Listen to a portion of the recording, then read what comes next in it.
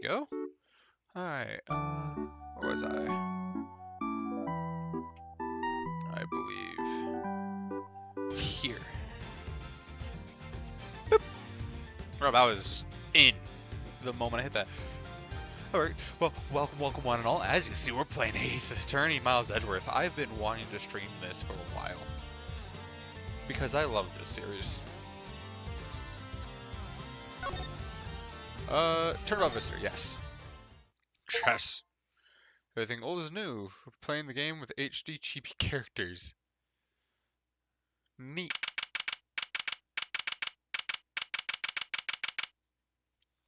Oh.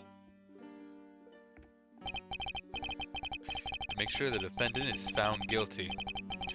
What other choice do I have? That's the job of a prosecutor, after all. That may be true, but why? Why go this far? Sorry, maybe I wasn't clear enough. But a guilty verdict is all that matters to me. Overruled, X. What did Percy do? Oh, Percy shot the man? Yeah, I can agree. That looks a lot like Percy. I'm pretty sure that just is.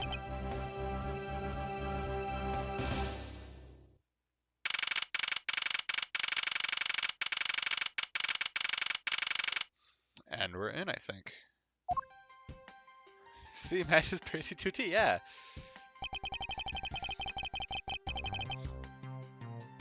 This is how I think everyone else looks, probably. I don't know. Maybe.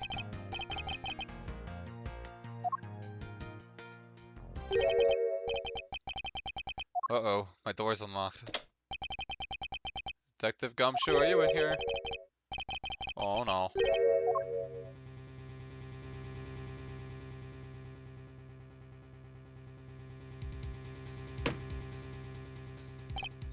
That face! Oh! He's just dead there.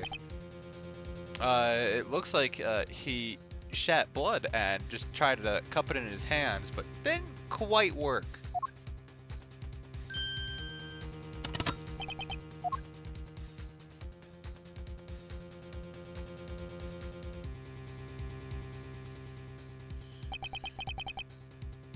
Identify yourself. Apparently they won't. Got some nerve committing murder in a prosecutor's office. Oh. Well, at least it didn't hit my nice shirt. I have to wear that to a case with Phoenix Wright, I think. Is that a threat? Let me make one thing very clear. No one gets away with committing murder in my office. No one.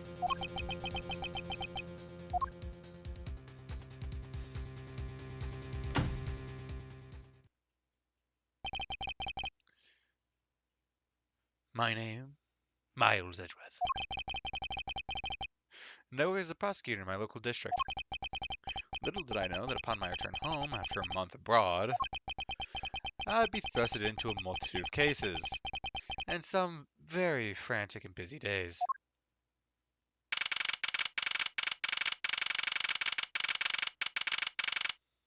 High Prosecutor's Office, room 1202. I finished photographing the victim's body, sir!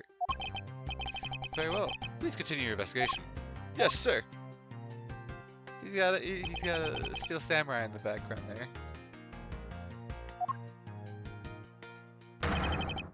Oh. Gumshoe over here. Mrs. Edgeworth, sir. Are you okay, sir? Keep it down, detective. This is a crime scene. When I heard that a murder took place in the office, I ran up here straight away. This is Dick Gumshoe. He's a detective of the local precinct. And the one they assigned to handle this murder case for the time being. You're looking a little pale, sir. Are you hurt? No, I'm perfectly fine.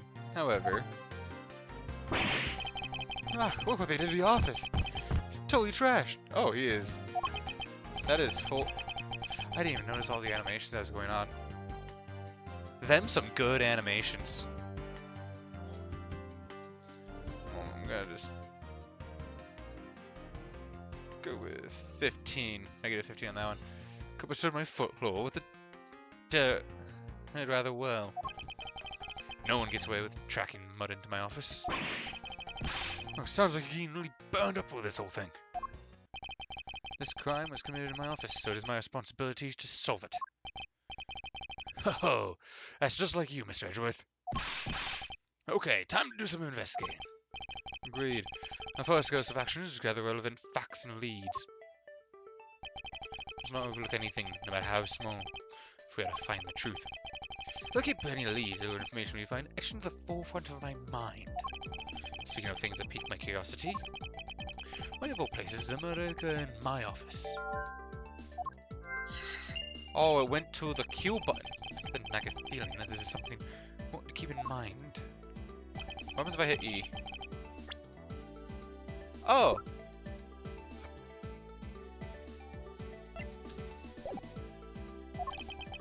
You can't really say it's just a coincidence, can you? No, not really. Especially because of this. The key to your office? What do you mean, sir? If you think about it carefully and use logic, clear to you. Logic? By finding the connection between two types of pieces of information and connecting them, new information is born. That is the end result of using logic. So how do you use... Game asking, how do I use logic? What is common sense?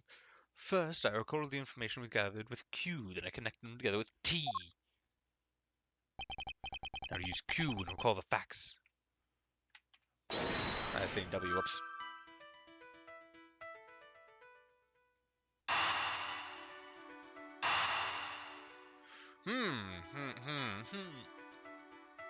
I don't know. This doesn't look right. I'll try it anyways. There's definitely making connection during logic without getting hurt doing things my way. For security reasons, all prosecutors' doors are outfitted with locks, which means it would have been hard for the murderer and victim to get in here. There we go. Now there's there we go. It's impossible to dismiss the location of this crime as mere coincidence. That's exactly what I was thinking, sir. There must be a reason why someone infiltrated my room. What was the killer after? You're really on the ball today, Mr. Edgeworth. That's some beautiful logic, sir. Yes, well, when you follow the leads to the conclusion, the only truth remains. The only truth remains. Ah, yes, I'm not dyslexic. If the information doesn't add up, I may stray far from the truth as well. If I think carefully before piecing leads together, the logic should flow. Mr. Edgeworth, why are you talking to yourself? Well, let's get started with our investigation, shall we? Yes, sir. But please stop talking to yourself. The basis of any good investigation is to examine everything, sir. I know that. When I want to examine something, simply use space when I'm next to it. Oh, if you ever feel lost and you want to talk, just use T, okay? Okay, precise advice as an ace investigator, sir. Something to try later if I have free time, I suppose. Talk to the man. You called, sir? Notice anything? Is there anything you noticed that you'd like to share, Detective Gumshoe? Just that I rushed over here as soon as I heard there was a murder in your office, sir. Investigation's just gotten started, so I guess there's not much else to say. So, you the one that found the body, Mr. Edgeworth? Unfortunately, upon my return, I found my office door to be unlocked. And what awaited me inside was this whole messy affair. Ouch, that's rough. Even though I left the security of this room to a certain detective. Sorry, sir.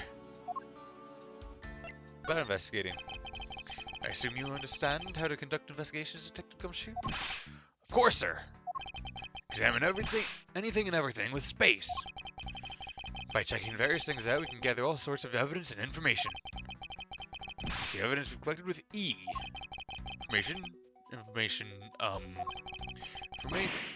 Information leads, it's Q. That's it! Great job, sir! Deductive reasonable is the way to go. It's called deductive reasoning, detective. Clearly something you lack. Your prosecutor's badge is really tiny compared to my police badge. Oh, but it's really cool, sir. Much cooler than my badge ever could be. There's no reason to suck up to me, detective. Oh. And I can't present profiles. What have we here? Perhaps be the murder weapon? If so, it would mean that the killer made their escape after disposing of the gun here. I think I've seen one of these before. Can you enlighten me as to where? Oh, I know! I was issued the exact same model. I think. Detective, I don't really like guns all that much. I mean, they're really dangerous. Now that I think about it, you do see this model around the precinct a lot, sir. I don't use mine much except for emergencies, so that's why I didn't recognize it. It's the same type of revolver as the ones used by the precinct's detectives.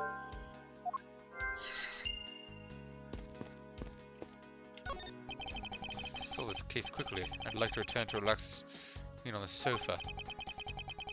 That thing looks like a billion times softer than my mattress at home. Can I sit on it too? Just for a little while, sir? Detective Gumshoe? No, I can't allow that. Until this case is solved, neither of us has the time to spare, let alone rest. You're right, sir. I'm gonna work hard and be a real trooper to the end. You know what? Once this case is over, I don't think you can afford to take any time off.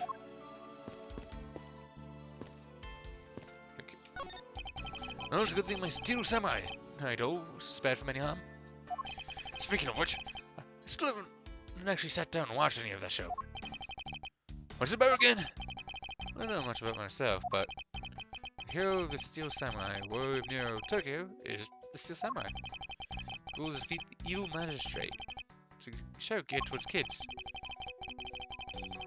However, its high production values and riveting plot draws and a number of adults as well. Spin-offs like the Pink Princess, Warrior of Little Old Tokyo, and the Nickel Samurai. Along with the daily of merchandise, even a new stage show gives it presence.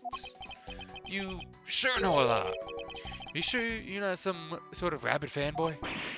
Of course not! Anyone that keeps up with society, knows at least this much. The conversation lasts longer than expected. Let us return to the investigation. Now, watch out for the teacup fragments there, sir.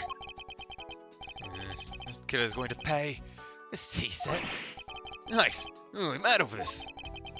This tea set is very dear to my heart. It can only be bought in England. Costs more than your whole month's paycheck. What? Now I feel like the killer's wasted one of my monthly paychecks. Your files are all over the floor, sir.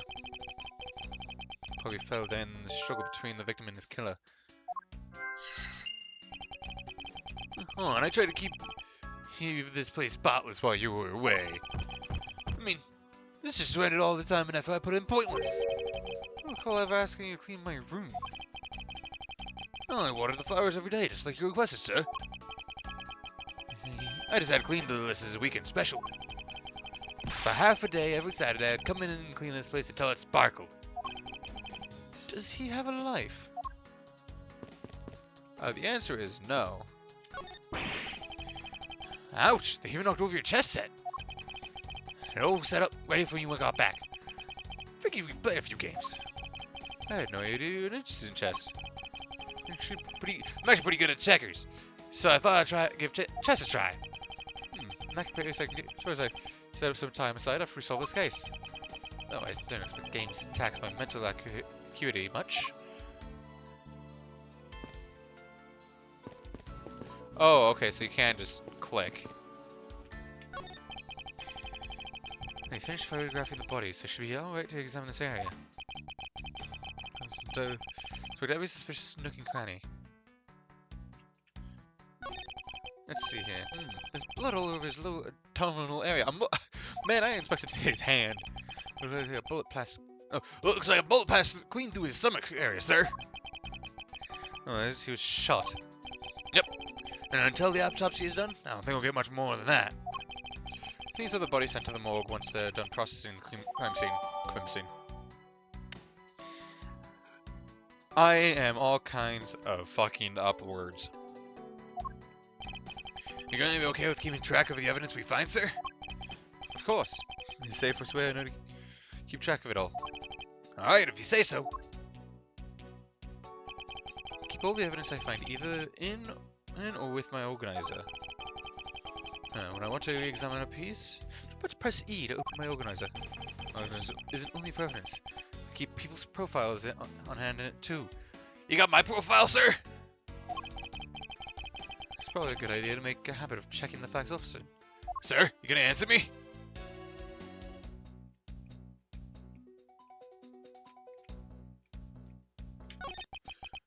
What do we have here? Hey, I think I've seen this one of these before. It's a police badge, detective.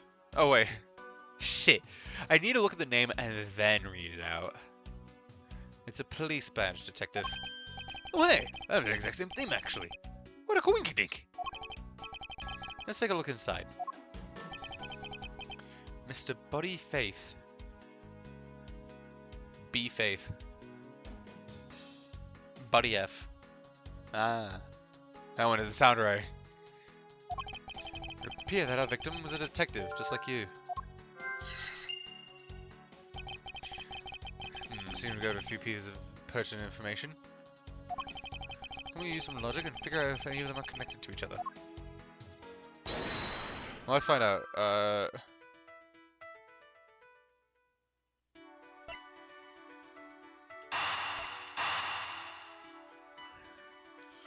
Gun probably is.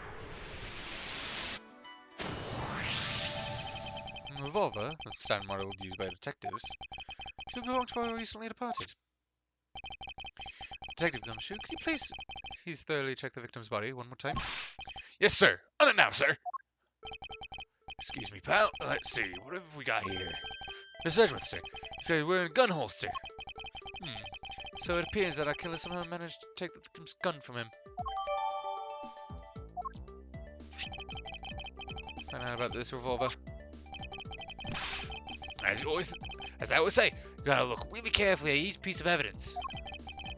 You can use the arrow keys to rotate an object. There's no such thing as a bad angle. You need to zoom in and out. How to get at the nitty gritty.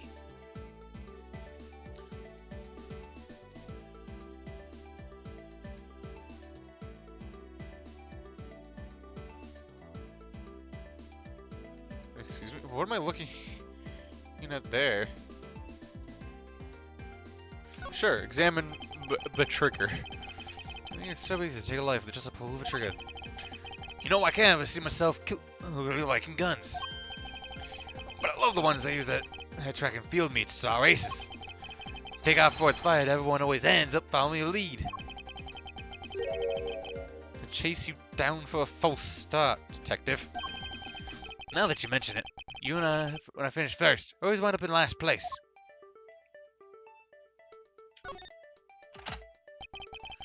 It looks like only one round is fired from this. Wait a minute. Hold up. This guy was shot, and we got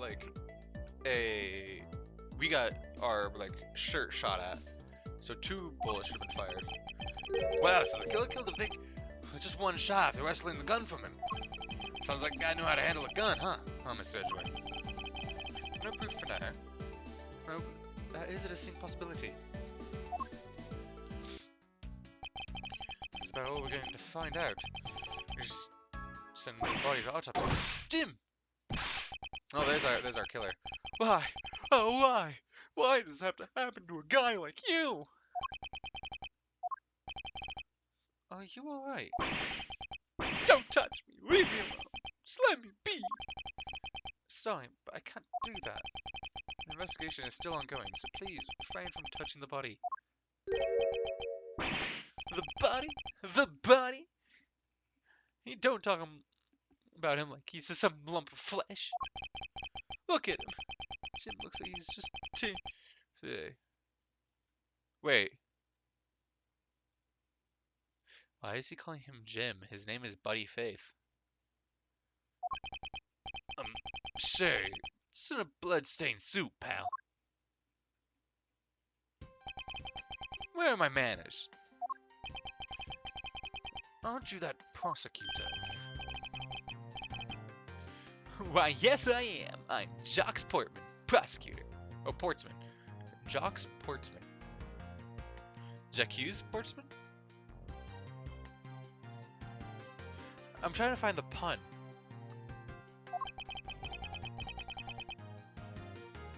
Oh, Jack Sportsman. Or Jock Sportsman. I get it. Jim was my partner in crime busting.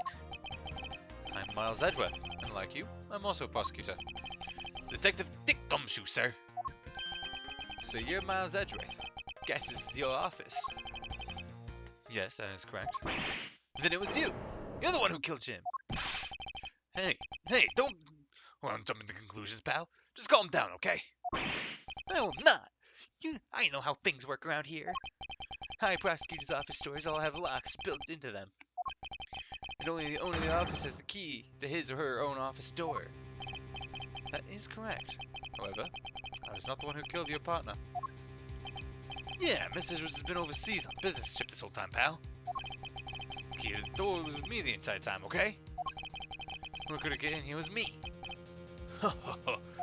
Wait, that means... I'm not sure what that means. So it's you then. You're Jim's killer. No way, pal. You got it all wrong. Everyone calm down. Bong. Mr. Portsman, correct? If you're a real prosecution, I heard to say collected. The investigation has only just begun. Isn't it too early to be drawing conclusions? Alright, I get the point. You're right, my mistake. Then I get a little too hot-headed sometimes. You sure are one cool customer, though, Mr. Edgeworth. I've heard all the rumors about you. You're the great genius prosecutor. It's something of a legend, no? Anyway, let's call a truce and work together, okay? Now how about a handshake to seal the deal? A pleasure to work with you. You guys are conducting the investigation, right? Sorry for barging in like that. Carry on then. It's your room after all. Thank you. I intend to. Just want a little more time to say goodbye to Jim. You there. Sir.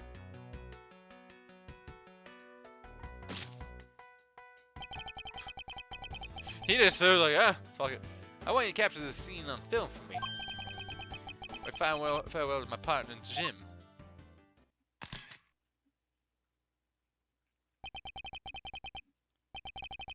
I'll give him some space.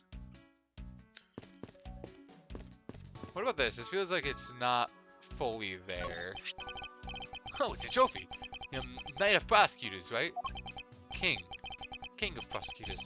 It's not a trophy, it's a shield. No, they only sent this to the winning prosecutor, right? Yes, but I have no real interest in that perceived worth of other people. As for my own worth, that is something only I can determine for myself. That's so slick, sir! I'm gonna have a say in that sometime. Fortunately for him, his monetary worth is tied directly to his worth to me. Let's see, what does this guy have to say? Oh, there we go. Seem to have picked up a few good leads. Oh, so you're gonna do that thing when you do with all that information, right? What are you babbling about? The brainy thing you were talking about just a few minutes ago, sir. Logic. You said you could look at all your leads and info by pressing Q. And you pick ones that simulated with space and connect them with T. It's a way of investigating, right, sir? Yes, which is why this exercise and explaining my own method to me was unnecessary. Okay, then how about I explain my logic to you next? That's even more unnecessary.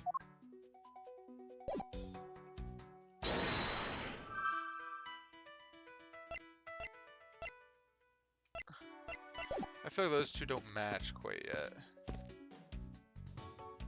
The other thing to look at is this. Hi, you jacket, sir! What's it doing on the floor? Must have fallen off. Oh, and the killer tried to threaten my life by firing around. So the killer not only shot the victim, but they shot your jacket as well? They dared shoot the ultra special jacket that you made your prosecutorial debut in? What if they had shot through it? It would have been a disaster. It's not worth getting locked up over, detective. Not when there's something more important here. Like what? I think you haven't noticed it yet, detective. There's a giant contradiction right here in front of us. Really? Did I say contradiction? He must be rubbing off on me. I'm starting to sound like him. But I have my own methods, and I'll conduct this investigation my way. The scene before me contradicts a piece of evidence. Seems off. My detective skills come into play. First, I find the swab that holds the contradiction. Well, that'd be right there. This is it. The bullet hole is where the contradiction lies. If I spot something that's off, I should point your cursor at it and press T with my conviction. Bip! And when I have found sufficient proof of the contradiction, I present it! That's how I do things. Done. Excuse me? This bullet hole is a contradiction. What do you mean, sir? It's elementary. 2 shots were fired in this room. First fell the victim. The second fell to this frame. Hey, that's right. However, this gun was only fired once. Hey, that's true too. Which means that one of these 2 bullets was fired from a different gun. Killer have another gun prepared for tonight.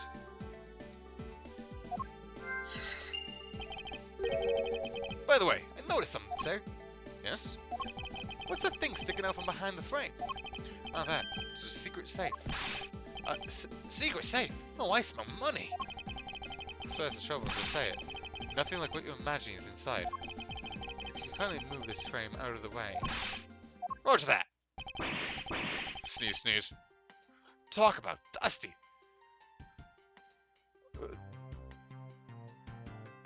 Why is seppuku in my chat? Now there's blood everywhere. Who am I gonna call for this? There's now blood all over my stream floor.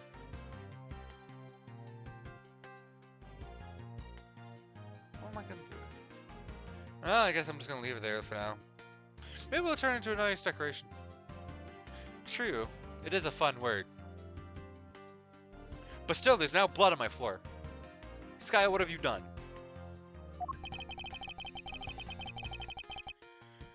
I suppose that's what happens when I'm not here to dust it once in a while. No, seppuku is the honorable way that the Japanese ended their own life if they were captured. It was to keep them from being dishonored. And Sudoku is a fucking numbers game. There is a massive difference.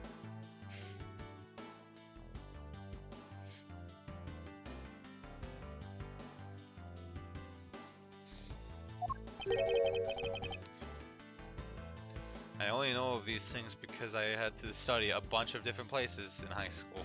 Japan was one of them. Wasn't something I told personally. Every prosecutor's office has one. Really? I had no idea. Well, the prosecutors are supposed to have knowledge of their existence. So what's inside? Right now? Nothing. I use them to store especially important evidence when a trial is in session. That's it? Talk about squashing my hopes and dreams. Secret safe data jotted down in my organizer. Organize until I've inspected every suspicious and cranny. Well, how about that? Now this is odd. You find something, sir? This keypad. Maybe you find it a bit too clean. Yeah, there's a thick layer of dust all around it, but not on the keypad itself. You there, forensic scientist. Yeah, the blood will dry. Yes, sir. Can you please dust this area for fingerprints? You got it, sir. I couldn't find, let alone lift a single print. Looks like it was wiped down well. Seriously, if I data updated my organizer. As I thought, appears that logic is the only way around this setback. Time to rationally and calmly connect the dots with the information we have. Okay, what information? Oh, you're an assassin. Okay. Okay, so it wasn't. Who's dead next to me then? Just kidding. Okay, well, I feel like they used to go together. The killer's goal was my safe. I believe I figured out what the murder was after. What is it, sir? The fact that the safe was wiped clean of fingerprints suggests that the criminal had at least attempted to open my safe. And the culprit's motive for breaking and entering theft, I believe.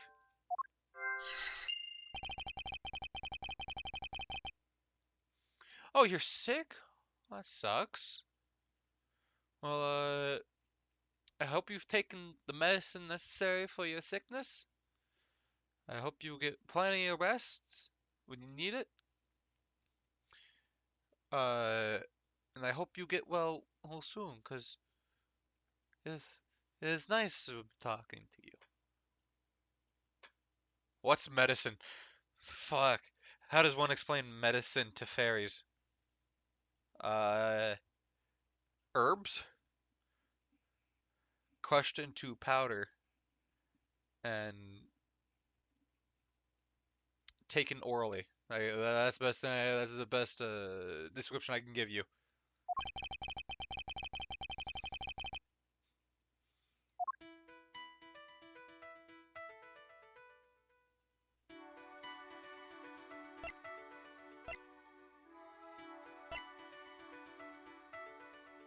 I mean, you only ever really take pain meds. Understandable. I mean, I take pain meds too every so often because I get headaches frequently.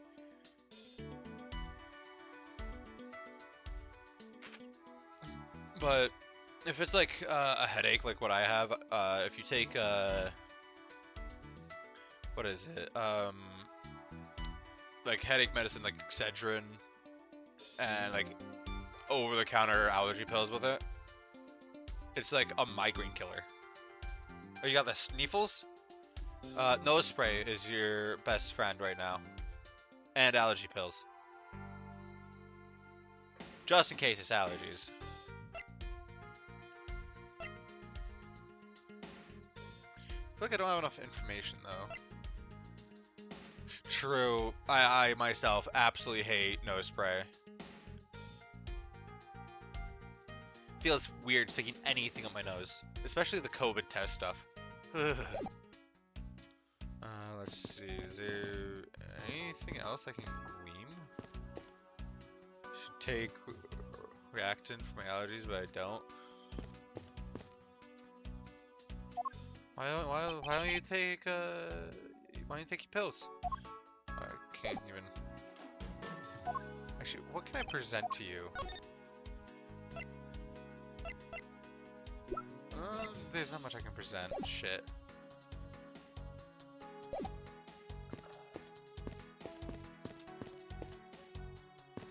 Investigate that. Because you forget, then go take them now. Go take your reactant. Is this another batch of fresh flowers? The ones that come with a card attached every month like clockwork for you. Yep. Speaking of that, let's see what's on the card this month, sir.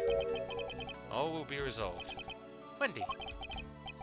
Oh, Miss Irony. Your painful ally thorns. Wendy, is that the name of the old lady with the whiny voice that stalk? That's enough, detective. You need not remind me further.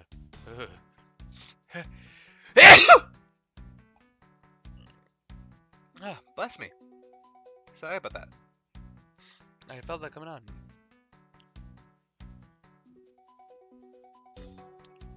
Yeah, that sounds about right. I felt that sneeze coming on. It came out of the left field, but it came walking. It was a really slow one.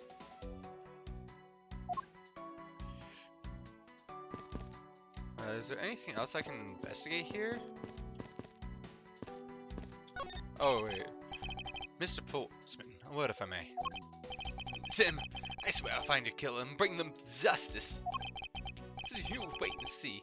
It'll be both of us. Now then, wanna talk about something? No, that's alright. Sorry, I'm interrupting their conversation. Do you have anything to report? Sir, yes, sir. Nothing out of the ordinary right now, sir. Sneeze, damn you, sneeze! Insert feather tickling your nose. And me just whapping it back and forth. Nothing out of the ordinary. Yeah, there's something out of the ordinary right in front of my eye. Please. Talk about a contradiction. Something out of the ordinary, huh? Just look around a bit more. Is there more I can examine in this area, but it never hurts to look again. I never knew there was a safe hidden back here. Well, if the detectives knew about them, it would be secret, now would they? Are there any other secret hidden things in this room? And if there were, it would defeat the purpose of them being hidden if I told you. So don't bother looking for them. Well, bless you, Skya. I don't know in French, but Gesundheit. You get it in German. So there's no like hidden camera around, right? Hmm? What if there was? No, it's nothing. Forget I said anything. Do I even want to ask what he's been doing this while I've been away? Artesau Heights. I am not good at a foreign language. To your wishes.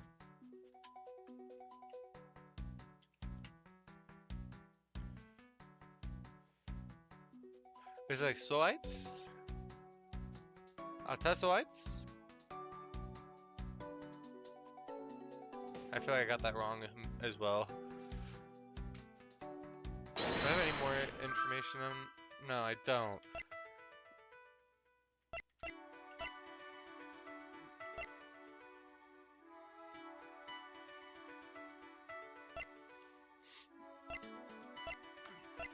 I don't see the logic in any of these, and I can't think of any jumps in logic either.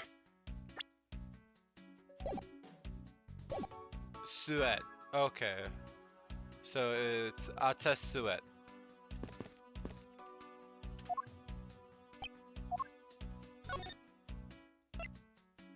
Let's present this.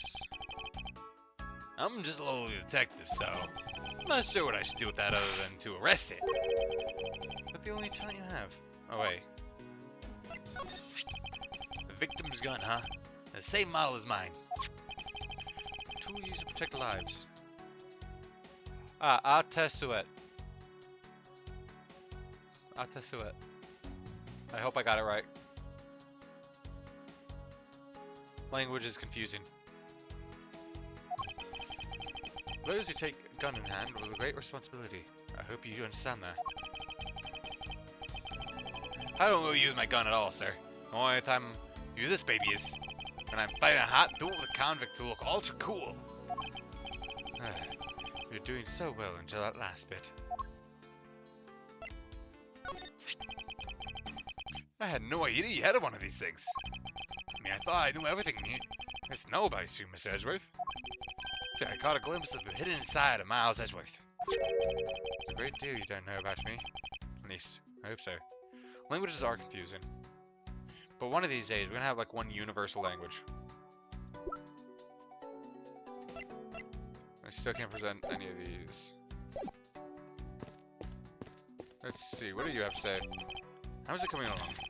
Please, I need absolute silence. This picture is too important to mess up. I'll leave the man to his art.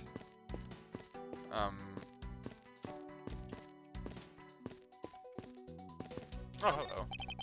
It's been a while since I've sat at this desk. Oh, have I missed you. It's so tidy that it looks newer than when I first bought it. Oh, yeah. Being so polished makes me as jealous. Don't tell me you had no other work the entire time I was away, detective. My job is to protect the officer.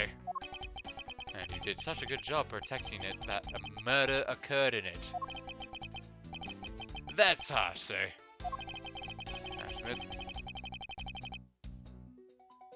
Disney musicals? Like High School Musical? Or any, like, old Disney movie? Well, enjoy your Disney musicals. I have to admit, the desk has never looked better. I can't duck his pay.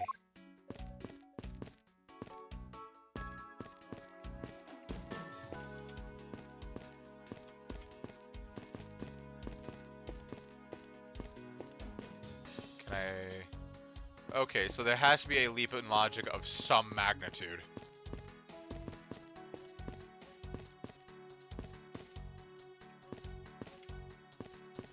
Okay, you finished the High School Musical series, now you're on to Descendants. That's about, like, the evil, what's it, the kids of the evil villains from the movies, and, like, high school life for them, isn't it? I wonder if that's any good.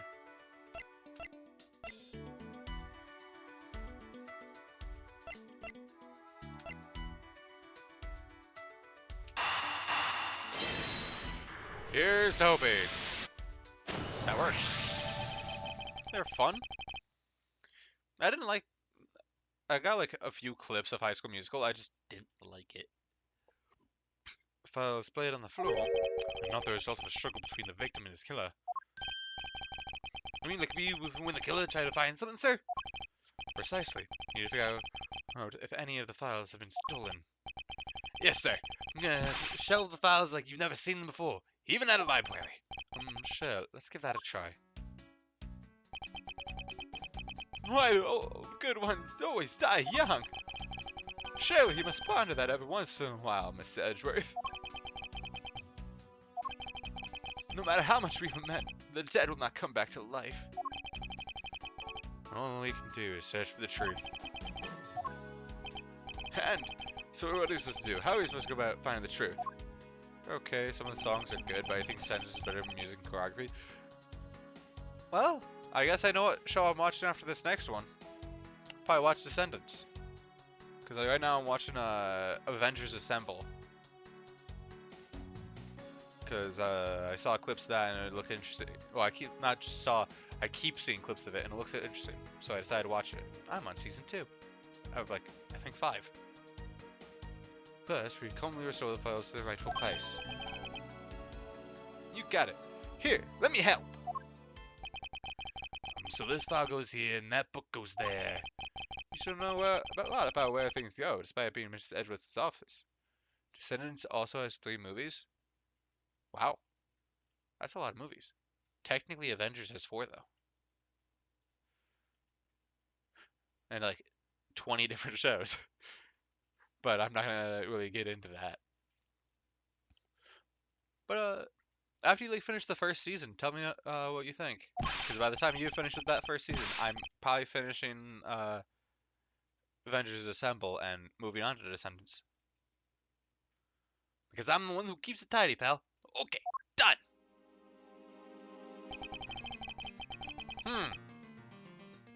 Something here doesn't seem right.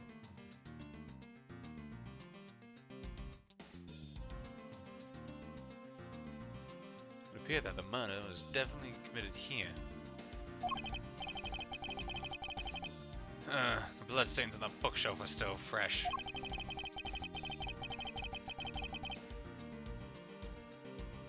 Wait, Descendants isn't a TV series? I could have sworn it was a TV series. Well, yeah, I know there's a High School Musical 1, 2, and 3. I thought Descendants was a TV series that also had 3 movies. But it's like High School Musical and it's just a trilogy. They fell onto the floor. Oh, and the guy fell onto the floor, right? The blood on the floor is kind of grossing me out. Detective, I don't have all the time to deal with your weak stomach right now. You know I'm not good with blood, sir. I'm certain there's something wrong with this picture. Could it be, this area? I put them all back just as they should be, sir. Doesn't look like anything. Things missing. Although it does look like the killer moved the body to flip through the... Although it does look like the killer moved the body through my shelves.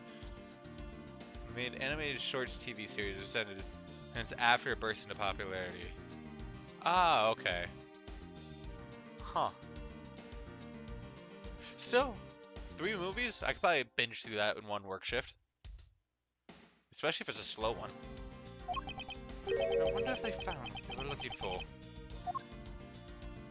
A, B, C, D, E, A, B, C, D, E, F, G, H, A, B, C, D, E, F, G, H, A, B, C. God damn it, I keep clicking. The victim's handprints. Must have tried to support himself with his hands after being shot. It prints on the floor too. Oh, I just noticed the fucking bullet hole there.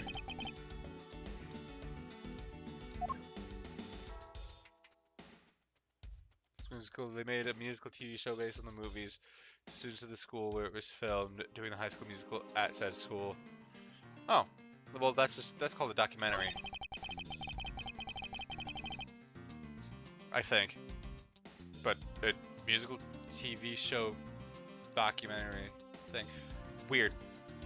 So this is where the bullet lodged itself after... Oh, so this is where the bullet lodged itself after it went through the victim, huh? The bullet would be lodged so squarely in a file spine.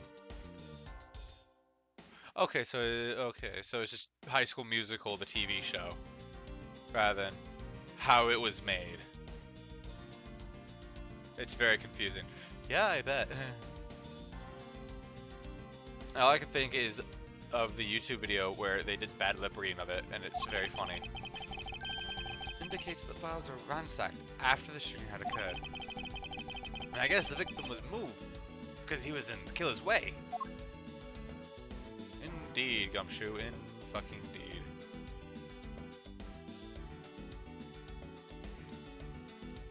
High School Musical, the series. What? That's gonna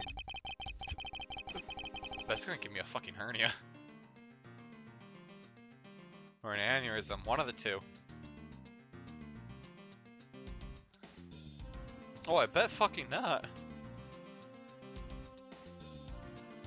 It appears the victim is in sitting position here after being shot. So that's why the seat of the victim's pants has blood on it. Oh yeah, his ass is just bloody. That'd be the logical conclusion. The sentence is much better. Okay, so yeah, I'll probably watch those 3 movies at some point. The body. God damn it, I keep clicking. Killer moved the body because it was leaning against the bookshelf. Blood on this guy's pants proves that pretty well. In a sense, I suppose. See, I'm not completely useless, Mr. Edgeworth. Aw. Poor Gumshoe.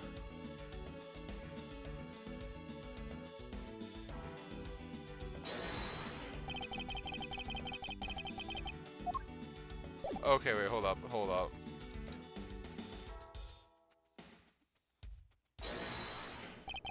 I feel like this is connected to...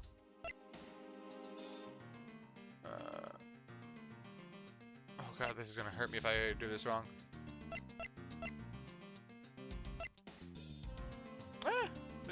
Well, it seems to be a good show by your standards, so... Can't be the worst thing I watch.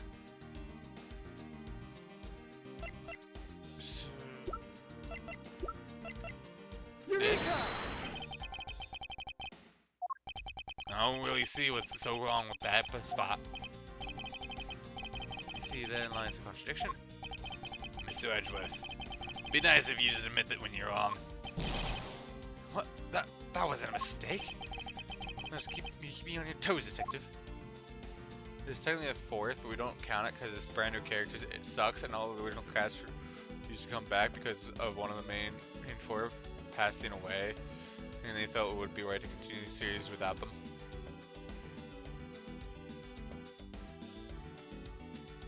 So that isn't it.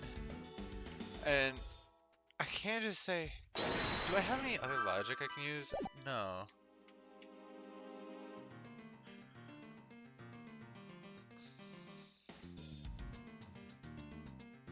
Because I want to point that this is here. And it should have been up here since he tried to keep himself standing.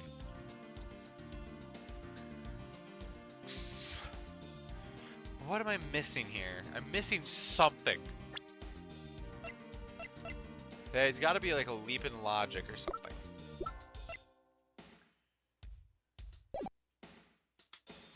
Wait, hold up. Here. This one. Eureka! There's clearly a contradiction here with this bullet hole. What do you mean, sir?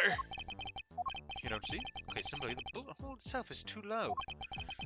If the victim was shot in the stomach, the hole would be much higher up. But what if the guy was shot while he was sitting or lying down, sir? That would be illogical. The victim leaned against this shelf here after being shot. Which suggests... I know how to speak. I swear. That he was standing when he was shot. That means... Wait, what does that mean, sir? It means you need to use your brain every once in a while instead of mine, detective. In any case, it seems someone may hit a faulty assumption. Maybe from this mistake that a current contradiction was born. Position? Should it cause this problem? Bullhole's position. Order the files. I believe the order of the files is a bit off. You mean I put them back in the wrong order just now? Actually, I think the labels on the files are wrong, sir. Oh? You see here how the files instead come with number 0? What are you doing all the way down there after 1, 2, and 3? That's a little weird.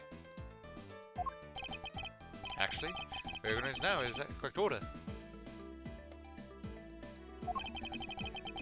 Yeah, I see him in my mind's eye. How am I liking Ace Attorney? I love Ace Attorney. I have played like all of the original games except for like that Spirit one. I've played Dual Destinies. I've played Apollo Justice and Trials and Tribulations. Shit was fun. Played all that shit in like high school too. But the numbers are all out of order. Those white binders are special, so they're arranged a little differently. Yeah, I really like the Ace Attorney games because I really like solving crime and just making vast leaps in judgment. But from this, we know that the files were not in this order when the crime occurred. Aha, so that's it. I believe the killer made an incorrect assumption as you did, detective. Let's rearrange files in numerical order and see what we find out.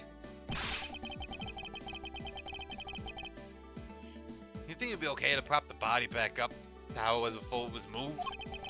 You finished processing the crime scene, so I don't see why it wouldn't be. Please, Detective Gumshoe.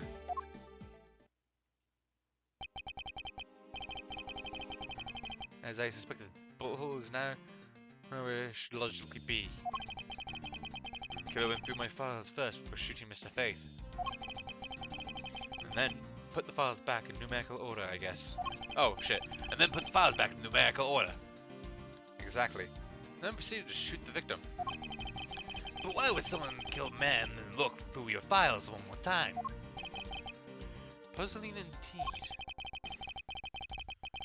The files were thrown into disarray twice. Once before and once after the crime, but why? Our crime scene as it was at the time of the murder. Let me give it another look. Oh, we have our main guy here. There must be some reason why the victim's body was moved. Time to ponder that now. Let us continue with our investigation. Roger that, sir. I'm raring to go.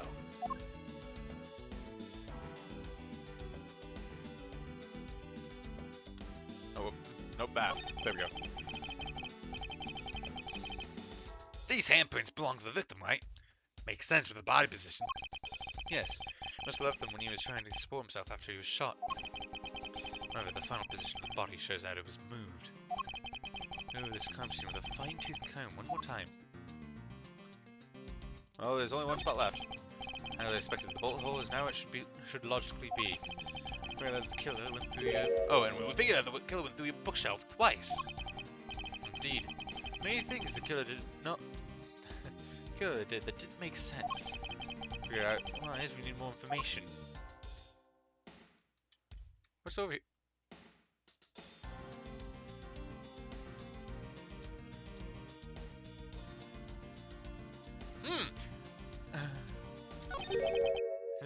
This. What is that? Why does it say gumshoe on there in blood? I'd say that's some incredibly incriminating evidence. Yes, indicative of criminal activity indeed. No, wait. There's gotta be some mistake. Mr. Edgeworth, sir, help me. Say something, sir. It appears that one of my files was stolen. Is that all, sir? What about me and my situation? Is this what the killer was really after?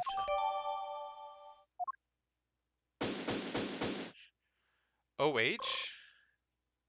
Oh.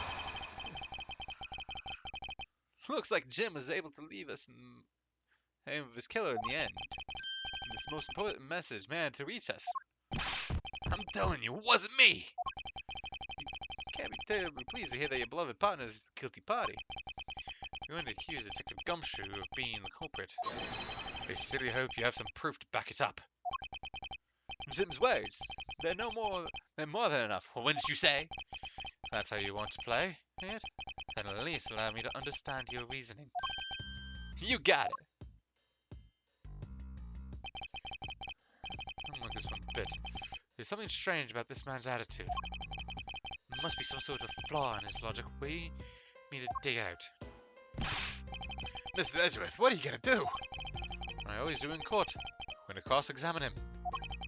One way or another, I'll expose the flaw in his logic with this technique. Oh, how do you do that? Can you explain it to me, sir? Might as well. Alright, first, I listen to the witness's testimony. If I find the flaw in the testimony, something that contradicts the evidence, I open my organizer with E and present a piece of contradictory evidence. To present something, I simply use T, but that's old news. It's not like there's going to be a flaw in their testimony every time, right? Correct. Those times, I need to press the witness with Q. Sometimes by pressing, I can draw out new information. And a new or modified testimony. I think I get it, sir. Be sure to try this technique out during investigations, too. Very well. I'll show you how it's done. Now watch carefully. It's time, I think, to play chess. Mr. Portsmouth's logic. Take the Gumshoe. You stole Jim's gun from him and shot him dead. Furthermore, you messed up the files to make it look like he had committed theft instead. That's when you moved Jim's body. He was sitting in front of the bookshelf. Yeah, I'll have fun. Okay, enjoy your show, and yeah, if you want, we can talk later. Have to get comfy and drink some water because God, doing gumshoe kills your throat.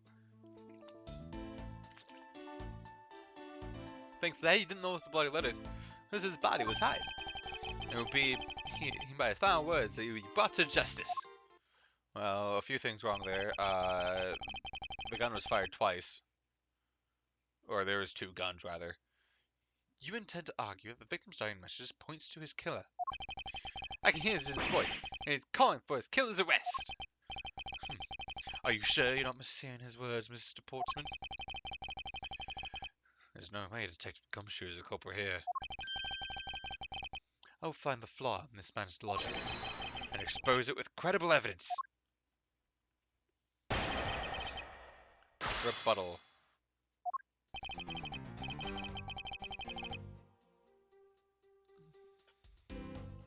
Hold it! No, there's something I've been meaning to ask. What is it? Why do you call the victim Jim? His name is Buddy Faith. Isn't it obvious? Jim is a perfect name for my companion. Jacques and Jim. Don't those two names go together like peanut butter and jelly? But Jim isn't even close to the guy's real name. Well, Jacques and Buddy sounds off somehow. Besides, he was a third of a bunch of guys I decided to nickname Jim. He talks about the victim like he was his pet. Further, you messed up the files to make it look like you had committed the theft instead.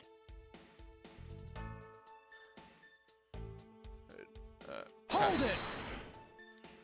Do you really think it was necessary to shovel my shelves twice to do that? That's true.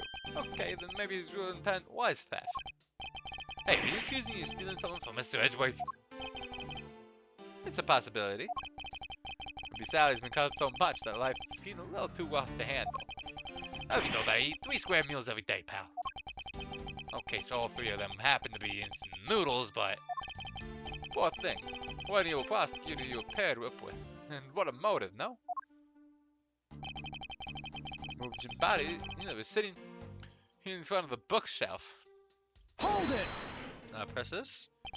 And why would Detective Gumshoe do such a thing? Because the body was getting in his way. He had to mess up your bookshelf somehow, right?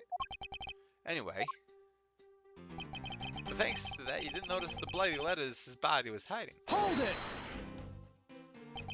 Why do you think that the killer didn't notice bloody letters? The body was covered in it quite well, let's say. That's how he missed it. But judging by what I've seen, it doesn't take much for your detective to miss something. Who do you think you are? You know nothing about me, pal. It's a person can understand about another from first impressions alone. Can't say I disagree with him on that point. Why don't you say something, sir? Not you too, Mr. Edgeworth. Says with lack of attention to detail, I don't believe the detective could be the culprit. Why does Gumshoe have to be the defendant here? My throat. Nobody could have overlooked the bloody letters, and I can prove it with evidence. I couldn't ask for a better setup for the game-finishing Spike. It will be by his final words that you'll be brought to justice. Okay.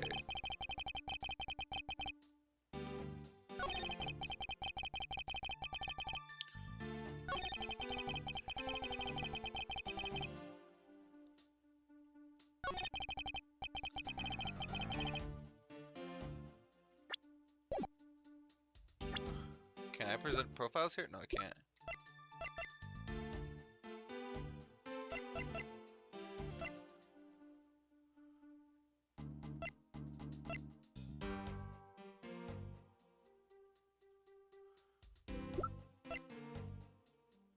I can't do anything with that one. Oh, that's just details of that, and I can't do details. Oh, wait, Hold it! oh wait, shit. I've already been through this. Shit. Skip this, skip!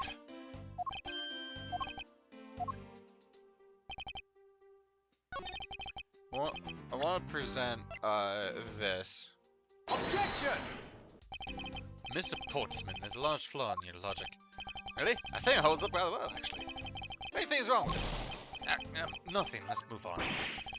This isn't like you at all, sir. Concentrate! I can't afford to do that, or the truth will slowly slip away. Remain calm, Miles. It's the only way.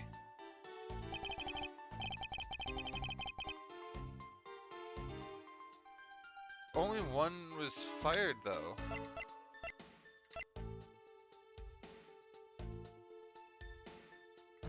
No, that checks out. The assailant stole a gun and shot him. Okay, files may look he had committed theft instead. By the scene in front of the bookshelf. Wait.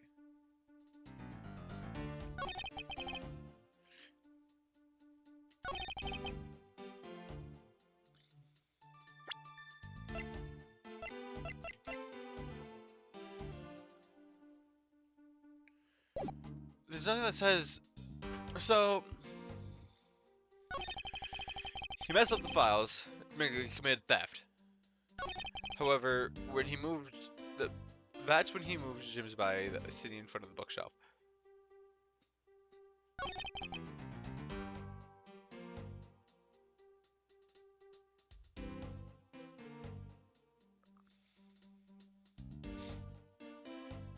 Wait, hold up. Present this here. Objection! Perhaps you're not aware of this, Mr. Portsman. There's a serious flaw in your logic. bringing a bit of the courtroom into this, I see. No problem. I'm game. I can't help but find it odd. Excuse me? Odd that a fellow prosecutor would be brought down by the power of his own office.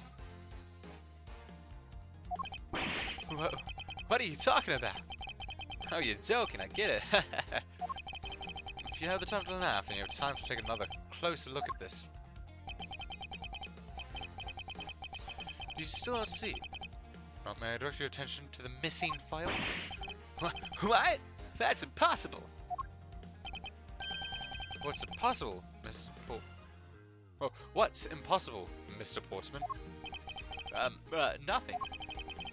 The files on that shelf are all about a certain case. When the killer went to take the file after murdering your partner, I doubt they could have missed the bloody letters written on the spines. Objection! It's possible that they could have taken the files before committing the murder. I think it's pretty obvious that the file was stolen after it was written on. The missing letter and his name. Him where the file should be is proof. Yeah, I mean the S is gone. Well, there's only half an H. Detective Gumshoe was really the culprit of this case. I highly doubt that even he could overlook his own name and blood on the files. Especially as a detective who can't stand the sight of blood.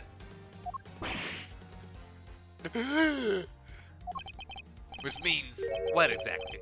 What does that make this dying message? It makes it the work of the criminal intent on tampering with the crime scene. That's so low! I can't believe the criminal tried to pin this whole thing on me, sir. Gonna get him, sir. You'll see. Gonna have them under arrest in no time. Well, Mr. Portsman. Brilliant. Absolutely splendid. Logic deserving of Olympic gold. I appreciate the praise, but it doesn't change the fact that your reasoning is flawed. Meh, you win some and you lose some. That's how life goes. Glad that everyone's so cheery, even though I feel more dead than alive. Ah, but you know, it really is a shame. I didn't want to have to bring this up. However... What is it this time? You still after me, pal? Humor me for a second. Where's the key to this office? And that would be me. Which prove that I'm innocent, pal. Oh, he put on his coat. Just to... flash his pecs. Interesting. That's absolutely right, and I acknowledge your innocence. And why do I sense that you still have something to say? You good, man? Well, I was thinking, did you know there's one other person with a key to this office? One other person? Hey, you there. Yes, sir. What is it, sir? Could you kindly fetch and escort that lovely young lady here for me? Lady? The girl is a member of this building's security. Think of her as a material witness. Security? You say security. No, stop it, pal. Don't! What's wrong with him all of a sudden? Oh no, is that who I think it? Oh. I believe she needs no introduction. Call upon Miss Maggie Bird. Heard a member of security. Detective Gumshoe, sir. Maggie! Miss Bird is the security guard on watch tonight. You see, and my point is that she could very well have used it. And by it, I mean the master key, which can open all the office doors in this building. What? If you're not guilty party, then Detective Gumshoe, then the only other person with access to this room is Miss Bird. How dare you? I would never sneak into someone's room. That's right. I refuse to believe that Maggie is the culprit, pal. It was me. That's why I did it. You take that as a confession, detective? Well, it wasn't really me, but it definitely wasn't Maggie, pal. So yeah, it was me. And if it was, you have no problems with that, right? Please refrain from flying off the handle, detective. There's no need for such theatrics. Listen to your boss, detective. He understands what I'm saying here. Miguel is the only one who could have committed the crime, and for one simple reason. Oh. Reason for suspicion. Three officers Miss Bird snuck into your room using the master key. I mean, if Detective Gumshoe isn't the one who opened the door, then that leaves only Miss Bird as our prime suspect. On top of which, she knows our good detective, doesn't she? Making all the more probable that she was the one who faked the dying message. Yeah, he was part of it. It was a one big case in Ace Attorney. So you're saying she's the master key? Incredibly incriminating evidence, wouldn't you say? That's what you claimed about the evidence earlier as well. That was then, this is now. The flow of a good match always changes during a rally. It's all about your reflexes and reaction time, especially for an athlete like me. Wonder if there's anyone else other than Miss Bird who could have used the master key. Seems the only way to get Mr. Portsman to give me more details is to press him. Okay, so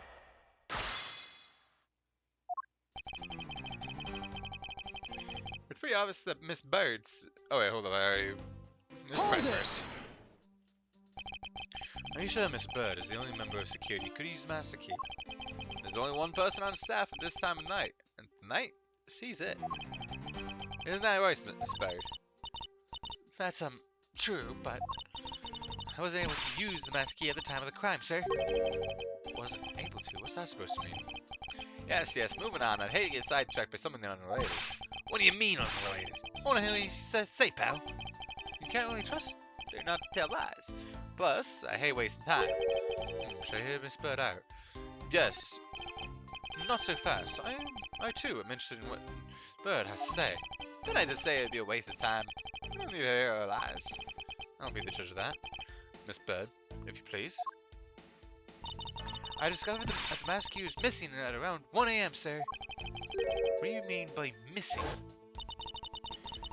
As in, it wasn't anywhere in the security booth, sir.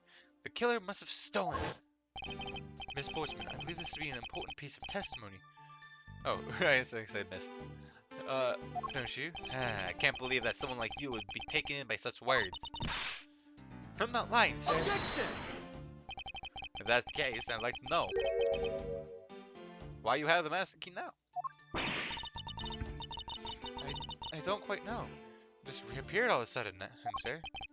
Ha! A likely story. Where's the proof that the key was stolen to begin with? I bet you just forgot where you put it and then found it again. I never lose things. I can guarantee that. I mean, if something disappears, it's usually because someone stole it. Yeah, pal. Trust me, you don't want to test just how bad her luck is. Unfortunately, I can't deem this piece of testimony as conclusive. Glad you agree, Mr. Edgeworth. But you still haven't established Maddie's motive for breaking into Edgeworth's office. Motive? Did we already establish that it was theft? I mean, the culprit clearly would do the bookshelves, and at least he's tried the safe. As Miss Portman says, Detective, I can't ignore the fact that all the evidence points towards the motive of theft. I'm taking blows. It's time to counterattack with a few facts of my own.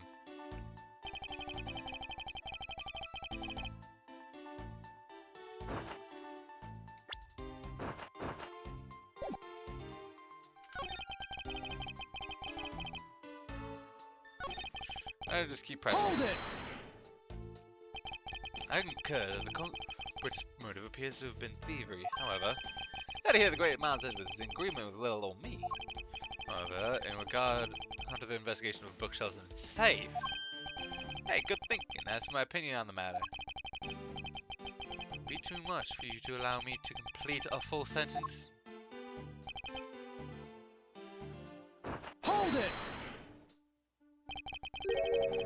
But we had established that Detective Gumshoe's innocence pretty thoroughly.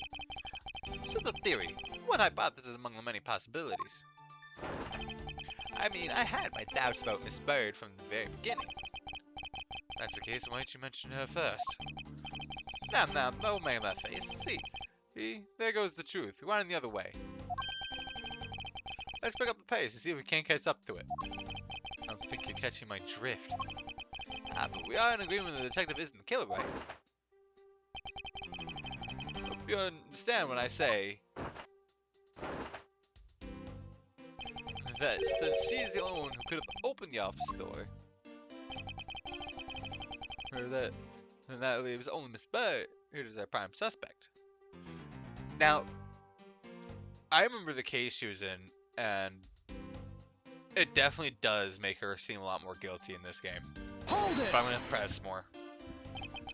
Don't you think it's a bit early to be jumping to conclusions? Are you saying there's another way to open the door other than with the master key? Oh, I get it. Perhaps you had a spare made for someone else. I have you know, I have never made a spare. So what are you insinuating? Nothing. I guess I should know better than suggest someone like you would.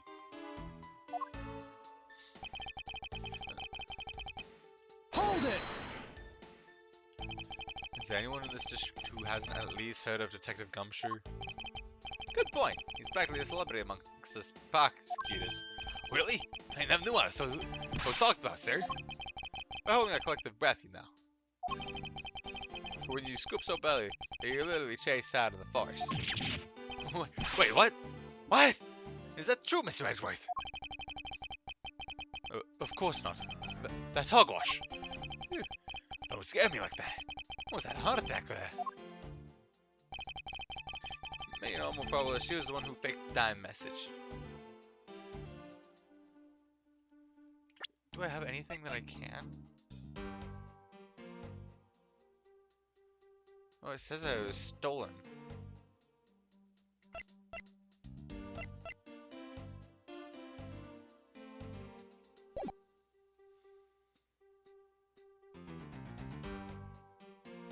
I'm worried that if I press this, I don't go back to the beginning. But I'll press. By dying message, do you mean bloody letters that spell out Gumshoe? I figured that whoever wrote his name must have wanted to frame him. And just the act of choosing his name is proof enough that the two knew each other well. Mr. Edgeworth, what are you waiting for? Hurry up and present some evidence. I'd love to. First, I should listen a bit more and digest what he's saying. Press him for more information. I want. Objection! No, that one's not right. Okay.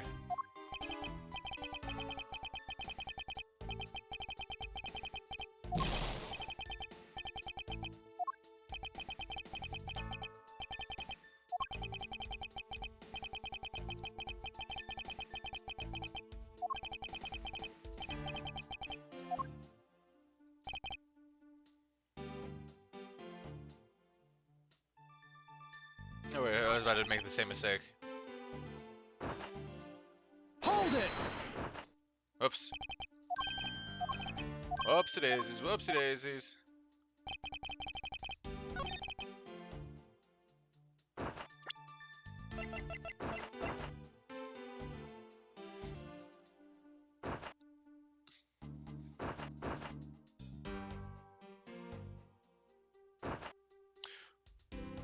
Objection! Hold up, the only prosecutors knew of the safe, which means the prosecutor had to have done it. Do you wish to continue insinuating Miss Bird was set on stealing something? Why not? It's the truth after all. And it was also by your logic that we came to the whole thievery conclusion anyway. Maybe, but you also must be aware of the fact that the safe is a secret safe. The existence of which is only privy to prosecutors. Ah! Find it a little hard to believe that a hidden safe was part of a cunning plan. But she could have found it by accident while she was turning everything upside down. I highly doubt that. So the culprit knew exactly what they were looking for. Bro, only the bookshelf and safe were targeted. Yeah, even I didn't know about the safe, pal. That means no way Maggie could have known about it either. Then, are you proposing that the killer is a prosecutor? Interesting conclusion. That's definitely looking more and more probable. What's wrong, prosecutor? Don't you have a different suspect in mind now? Aye. Here's why. What made you? What's with the angle face all of a sudden? It's all my fault. What do you mean? It's Jim. He knew the existence of secret safes. What? What did you say? We were partners. Like, so we can join twins. That's why I told him. Fill them in on the secret safes. Then that means... Yeah, I know. I had only just told him to. Well, obviously it was wrong of me to tell him. Still can't quite believe it. The thief who broke into your room is probably Jim. The victim was the thief. You were simply trying to stop him, weren't you? Miss Maggie. Excuse me? What? I mean, you are a security guard, right? And that's your job. But killing is going a bit too far, even in your risky profession. What the? You're still accusing Maggie of a murder? Yes and no. I mean, she had stumbled upon Jim, who had probably drawn his gun. Ah, I get it. It was self-defense, wasn't it? No, I couldn't. I could never do something like that. Not even as a security guard, sir. Plus, even if he was the thief, he wouldn't have had the key to this office. Which is precisely why he had to steal it. Wouldn't you say? It was Jim who stole the master key. Huh. Pretty impossible for a supposedly stolen key to be here with us unless you retrieved it from Jim after you killed him. Mr. Portsmouth, are you honestly accusing your own partner of being a thief? I don't want to admit it, but it's the only way for everything else to make sense. Has he no honor? Now then, I think we're done here. The investigation waits for no man. Would people be so kindly as to see yourselves out? You can't kick us out. This is Mrs. Edgeworth's office. Ah, but I'm the one who's been assigned to this case. Even though you're the killer. We know this as meta-knowledge, but still. You're all suspects of varying degrees, and therefore ineligible to run this show. Listen, pal, how many times do I have to say this? Maggie can't be the culprit. Detective Gumshoe, calm yourself. But sir! We have no choice but to accommodate his request for now. Haha, thank you, Miss Edgeworth. At least one of you understands. Now then, if you could remove yourselves from my crime scene, I'd be most grateful. Mark my words, Mr. Portman. We will meet again. That's a formal request from the legendary prosecutor himself, then I suppose so. Oh, now don't disappoint me, you hear? To be continued. Save in progress. Always save twice, because if you don't, you might just fuck up and save over your own save. What's with that prosecutor? I can't believe how rude he was. It was unbelievable. Please maintain your professionalism, detective. I'm gonna find some real solid evidence proving Maggie's innocence. You'll see, sir. But we've been kicked out of the crime scene, sir. True. So then, what now? Looks like my life fallen into yet another gigantic ditch. Do not despair, Miss Bird. I know overcome this as well. There are many other places, things we should be looking into anyway. Eh? Really, sir? For example, this hallway. The linchpin of his argument against Miss Bird is into the master key. In that case, this hallway is a perfect place to look for more information regarding the mystery surrounding my door.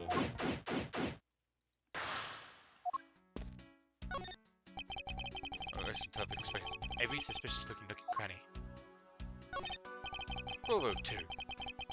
These 4 numbers on a plate alone proclaim this to you my office. Whoops, hey! These number plates slide right out, sir. They have to be take the plate off when a room becomes vacant, you know. Oh, Although, the idea that it could be so easily removed is kind of...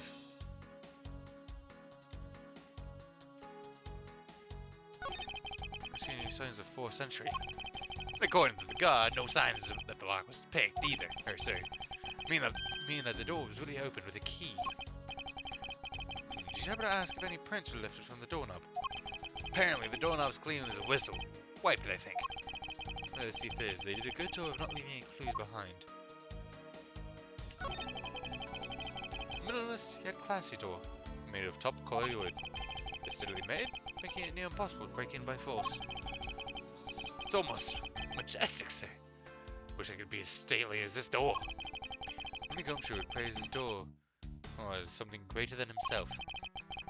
Being a detective has its own rewards, a certain virtuous value, I think. You live up to your full potential. That's a poignant trait that anyone can admire. I see. So you're saying that, sir, me being me is the best thing I can do for everyone. Right. That long pause wasn't exactly reassuring, sir.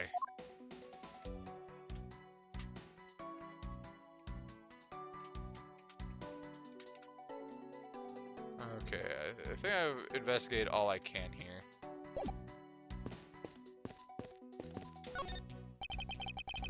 Entitled expected. Oh, it's the same thing. We got a high quality service for visitors. She seems excellent. Talk about luxury waiting there. These babies are also great for napping, you know? You would sleep even out here, detective? In a hallway? Whenever I do. I always wind up dreaming about giving testimony up on the stand. It always ends the same way, me getting trounced by a lawyer. Isn't that awful? Maybe I should give it a try sometime. It made myself winning naturally. What's this? It's... Huh! Isn't this that missing O series file? Zero series file? Well, sir, no doubt about it. The bloody letters marked it as clear as day. There seem to be a few pages missing. That thief took only what was necessary, and then the left was behind. So what are these zero files about, sir? Could have got something worth stealing in them, huh?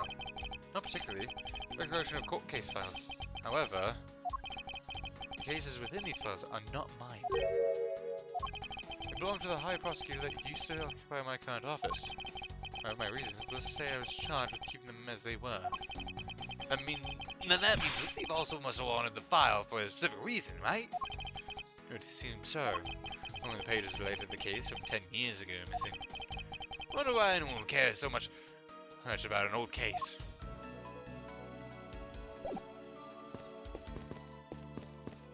Oh, she has her police hat. I was wondering if you want me to speak with you for a bit concerning this case. I've always been a big fan of the courtroom, but this... It's like a dream! Dream where I'm being cross-examined by the Miles Edgeworth. Can't let this chance pass me by. Remember to ask about the master key. Remember by showing my notes show T. Have you ever met the victim before? Well, I've seen him a couple of times before when I had to go to Mr. Portsman's office. Mr. Faded, he was always playing basketball with Mr. Portsman, sir.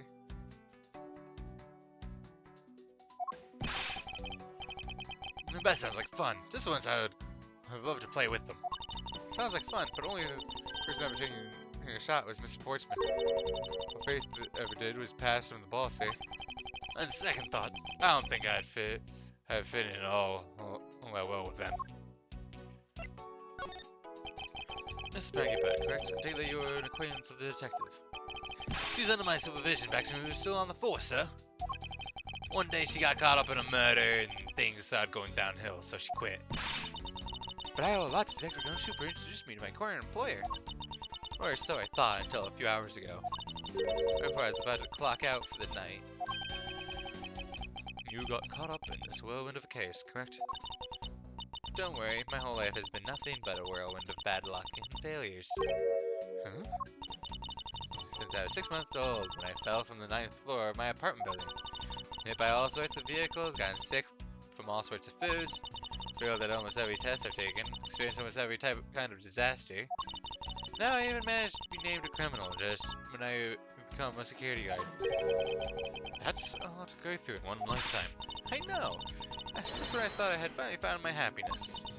I wind up getting you and Detective Gumshoe involved in my bad luck.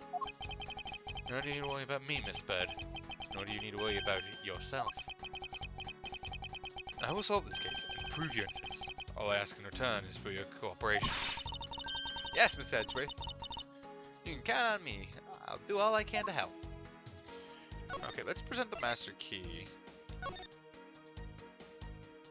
Oh, hold up. Nothing out of the ordinary on it.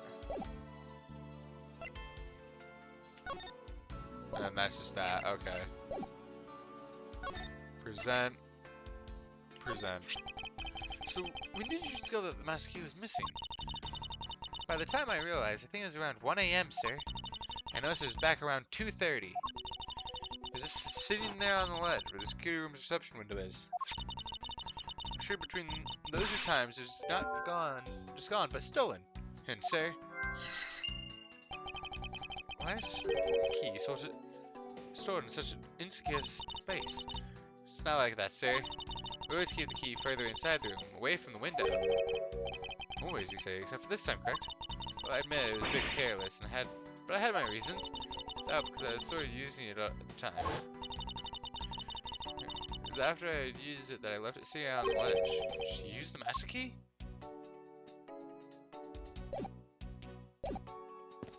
Ball. What's that basketball doing here? That's Mr. Portman's prized possession, sir. Oh, I also heard he plays soccer, dodgeball, and even tennis. And not a single one of those sports is suitable to be played in a hallway. Oh, hey, look, it's Payne. This office. 1203, 1203. 1203, 1203. Hey, Maggie, whose room is this again? It's Mr. Portsman, sir. So he's my new neighbor. I see. Suppose he moved in while I was away overseas? What is a basketball hoop doing here? Hey, didn't this used to be just outside next to the building long time ago? So when and why was it moved indoors? I don't remember exactly, but I saw one of the officers drag it up here recently. Drag it? Maybe they wouldn't fit in the elevator, so the poor guy had to bring it himself. All the way up to the 12th floor? Is everything alright? Yes, sir. If you must know, I weighed myself this morning and I'm fine at 154 pounds. Congratulations, but I was asking you about this hallway in this room. Oh, everything's okay, sir. Word of advice, stay focused. You may start to lose even more weight.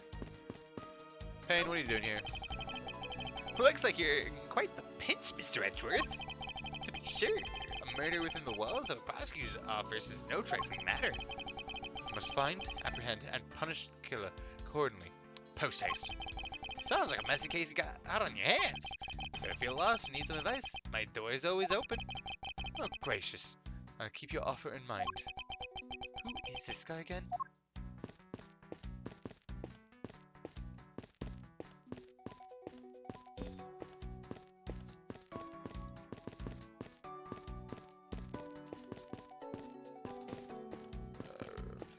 Talk to you.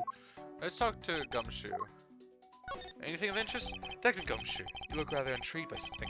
Care to share? Oh, it's nothing, but I noticed that Mr. Portsman and calls his partner Jim. A detective in that Sunday night drama. All My Cops is named Jim, too. I bet one of them is a big fan of that show. Oh, you seem to know a little something about it yourself. I take it you watch it too. Of course! The tight bond friendship between prosecutor and detective is great, sir. There's nothing compared to the super strong friendship we have. Friendship, detective? I think you're saying it for pity. How can you say that, sir? For all we've been through, too. Schneefel. Don't you talk in the hallway? What do you think? About Jim. Talking to witnesses. About Miss Bird. No way she's a killer. Don't tell me you buy into that accusation, sir. I just should. I think she's innocent. But I need to ask her a few things regarding her security position. Skin, that's okay. Just stand next to her and press space. Then you two can talk about whatever topic you pick. When you want to ask about evidence, all you have to do is send it to a T. After you choose what to show her, press T again, and off you to go. I recommend showing different people different things. You'd be surprised by what they say. Thank you for the explanation. I don't recall asking for one. Oh, just so you know, sir, you can show me evidence the same way too. I do believe it's time to get down to business and ask some questions of Miss Bird. No it again, Schneefel. Ace investigator. I was wondering about the investigation. Oh, I've been waiting for this. What a real seasoned pro will teach you how it's done. A real seasoned pro of international cuisine, perhaps. Well, you can always check out really important spots in more detail, right? Yes. If the area is too big, you can always use the arrow keys to take a look around. Don't worry, sir. The arrow keys command will only show up when you need it. You knew that as well. And when you think there's a contradiction, something unusual, try deduction. First line precursor with a suspicious-looking area. And press T and choose your poison. Evidence. When you settle on a piece, you gotta present and with T again. I'm pretty sure you knew that as well, detective. Well, if you can remember all that, then welcome to the world of pros. A W Ace Investigator. Class dismissed. And all I wanted was an update about the investigation. Okay, let's see what do we have for logic right now.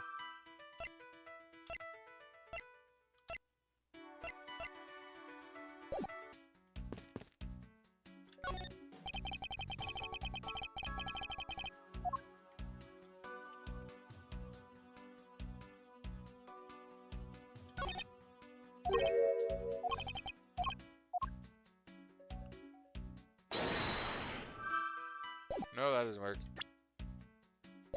So I can't do anything here.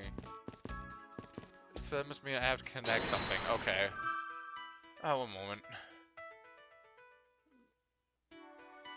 Possible ban evader? More like make it immediately banned. I do not care for bots. Comfort rearrange my files twice, once before and after.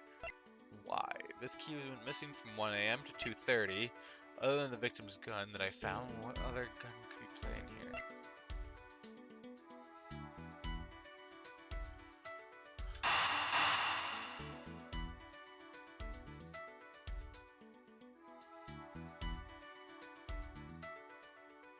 This is a leap in logic for me. Not exactly a shining example of a perfect line of logic. Ow.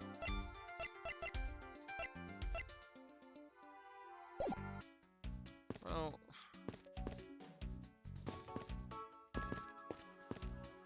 have I investigated most of the stuff?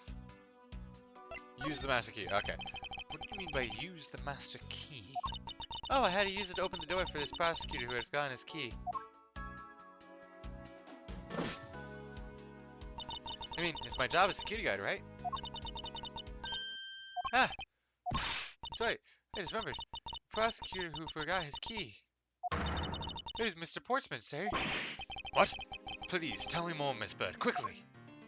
It was around 12 AM. Miss Portsman had forgotten his office key, so he came down to security, sir. And that's when you loaned the master key to him. No way! It's in regulation to loan the master key out to anyone. I welcomed Miss Portsman to his office and opened the door for him personally, sir. I see. And then what? What happened after that? Well, he called for me. He'd come close up his office as he was leaving to go home. It was around 1:30 AM, I think. So in summary, for the sake of one forgetful prosecutor, you used the master key twice tonight.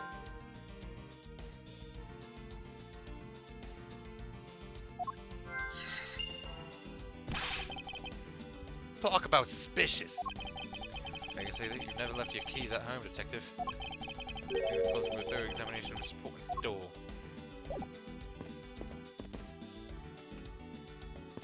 Oops. Right, space. Don't rest until I've checked every suspicious nook and cranny. Oh! 1203. I take it that this is Mr. Portsman's office? Yeah! Can't mistake it because of that basketball hoop, sir. That reminds me. Hey, Mr. Portsman actually wanted room 1202 really badly, but since you were already occupying it, Miss Edgeworth, put him next door, sir. So why was Mr. Portsman so particular about getting room 1202? I'm not sure, but I bet it's because something like his birthday is December 2nd? 1202, yeah. Yep, that's gotta be it. I can't think of another reason why. It's 3. Why am I even wasting my time thinking about this?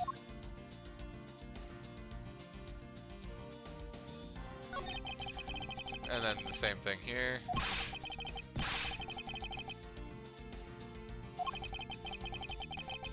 Even Mr. Portsmouth seems dignified, just because he works behind one of these.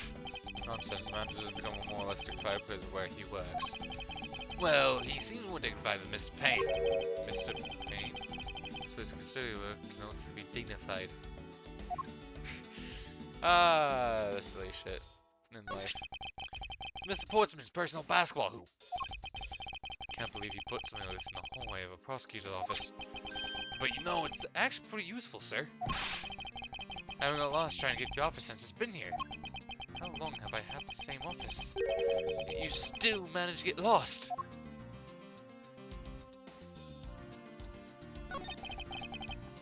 The door's locked tight. Bet the whole credit card trick wouldn't work here, huh, Miss Edgeworth? This is the office of a high prosecutor detective.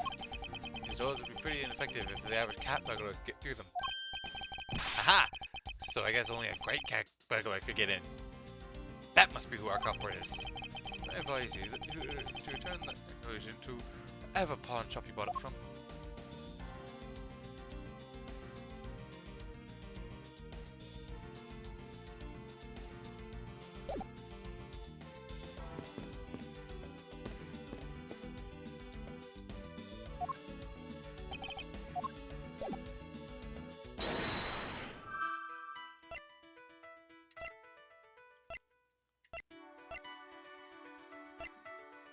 So we could say it went missing around, I would say 1:45 to 2:30.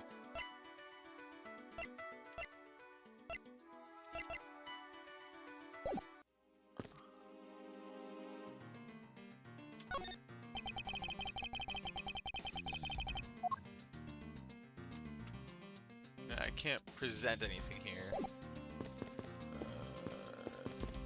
There's nothing else to really check out.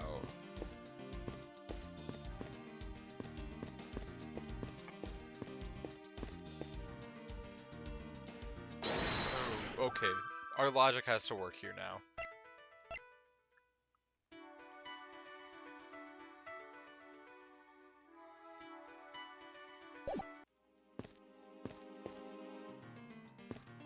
No, we can't do that yet.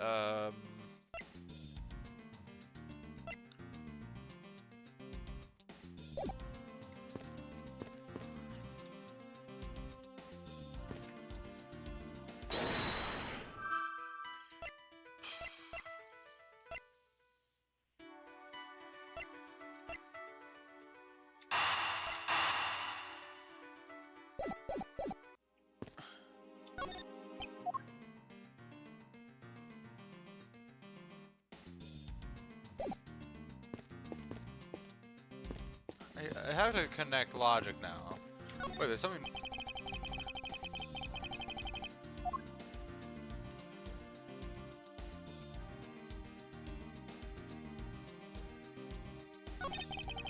The thieves. Not under here. Guess there isn't enough space for anyone to hide under here anyway. Maybe if someone could contort themselves a bit, I'd be really impressed. Sounds to me like somebody already has tried at least once before. Okay, that didn't give me any new information. There's no new information from anyone else either. So there has to be something. Why were the files in disarray? For what reason? It's like, why is there a second bullet?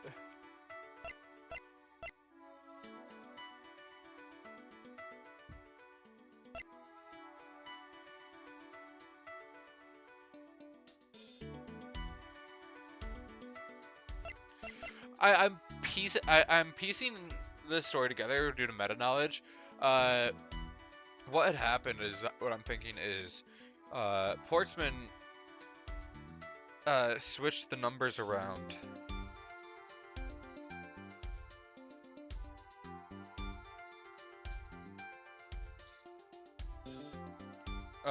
He didn't actually forget his key.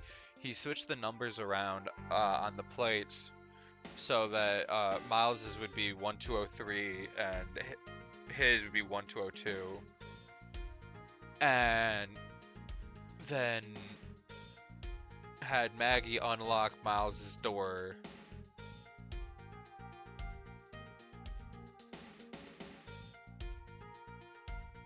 Her killed Buddy. Switched the plates back.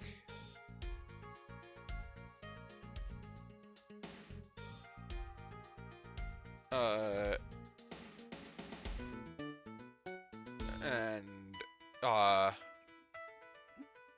had Maggie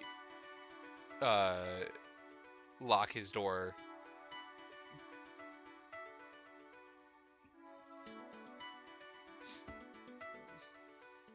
But none of these fit with that theme. Like, he brought his gun. Maybe these two? Another handgun and master key was used? I can't save state this stuff because it's...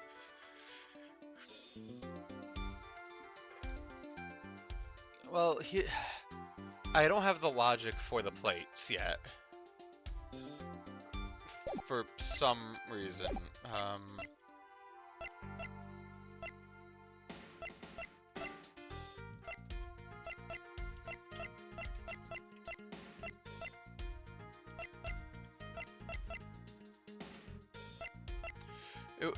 It went missing. The file's in disarray. It's asking for why on that one. This is evidence of the key being used and missing. This is asking for what reason, well, not for what reason, could another gun be in play. The master key was used here and then was stolen.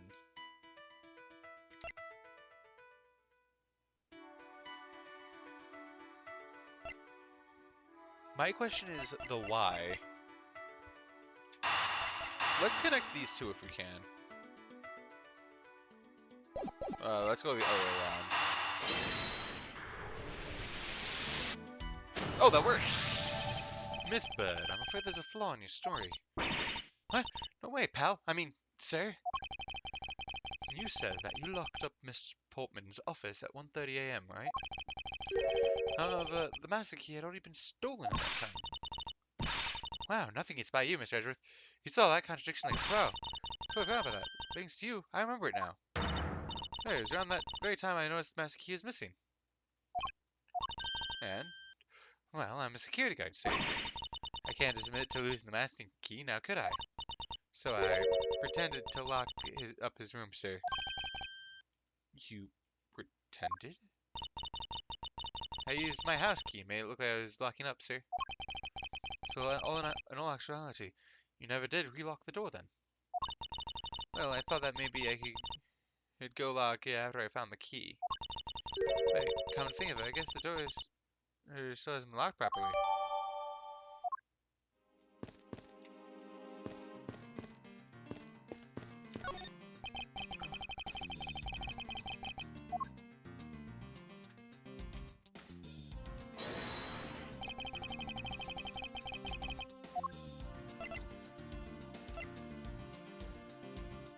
Eureka!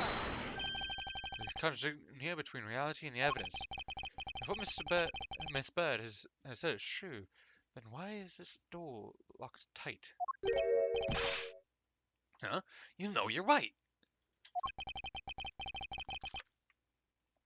Miss Bird, are you sure you didn't relock this door? I'm certain of it, sir. I don't think Mr. Portman had noticed it himself. I hope that I hadn't. Means what, sir? It means he actually does have the key to his office. The door Miss Bird opened wasn't this one at all. completely different one. She opened that deadly door? But how can you prove that? There's an easy way to find out. What you need to do is examine these prints on the number plate. Prints on the number plate. It'll tell us all we need to know. Everything? Really? Like what, sir? Like, well, for example, such as the active gumshoes dinner only consists of instant noodles. Wow, that was amazing, sir. How did you know? Was that supposed to be a joke to cheer me up, Mr. Edgeworth? Yes, that's it. Now then, we should get back to doing what we need to do. That is, we need to examine these. Well, the thing is, I said the number plate because I thought, oh yeah, he'd probably switch them, and if we examine the prints on the number plate, you'll find that his prints are all over it.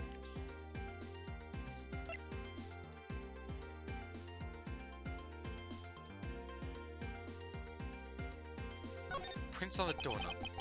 The prints on the doorknob will tell us everything. Yeah, you pal. Do us a favor and see what you can lift from this, okay? So, what did you find out? There's no need for such belligerent nostril flying, detective. Sir, I found that only Mr. Portsman's and Mr. Face prints are on this doorknob. So if only two people's prints were found on this, huh? That's pretty decisive. I'm lost, sir. Thinking logically, a certain other person's print should be on this knob as well. And whose print should also be on this doorknob. Bird. Maggie. Take that! Aggies. We find out that the prints of the person who unlocked this door are absent. You mean... Yes, the door that Miss Bird opened could not have been this one, but a different one.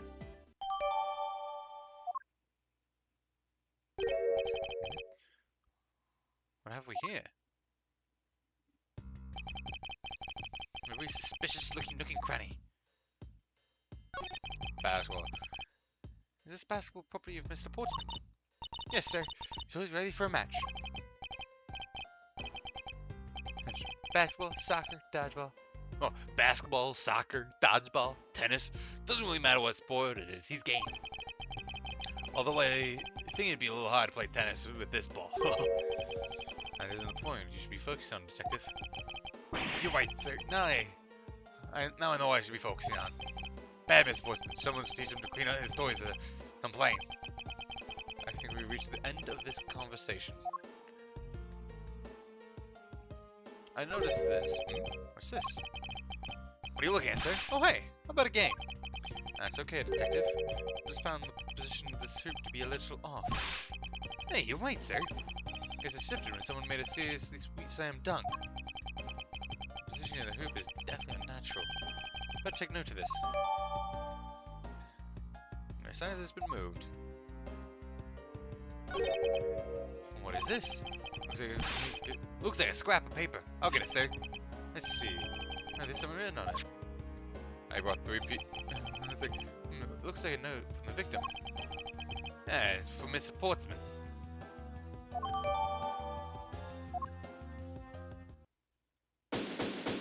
Investigation complete. Heal the full. Awesome. I just had just enough to heal the full. Poking on this whole way has actually paid off quite handsomely. How? Huh? How so, sir? Before I continue, I'm curious what that note said. I brought the 3 pieces of evidence by, just like you wanted to talk about on the phone, but it looks like you're out. Guess I'll catch up to you later, buddy. In a variety of different ways. I think it's time we had a little chat with the real culprit of this case. You know who the killer is? Wow, Mr. Edgeworth. Does my logic sound? Then yes. The mastermind on this murder is none other than Mr. Portsman.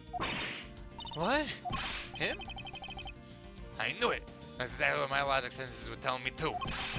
Murders him from the instant he accused Maggie of being the killer, sir. That's anything but logical. Ladies and gentlemen, prepare yourself. Come what may, some knock on truth's door. Knock, knock.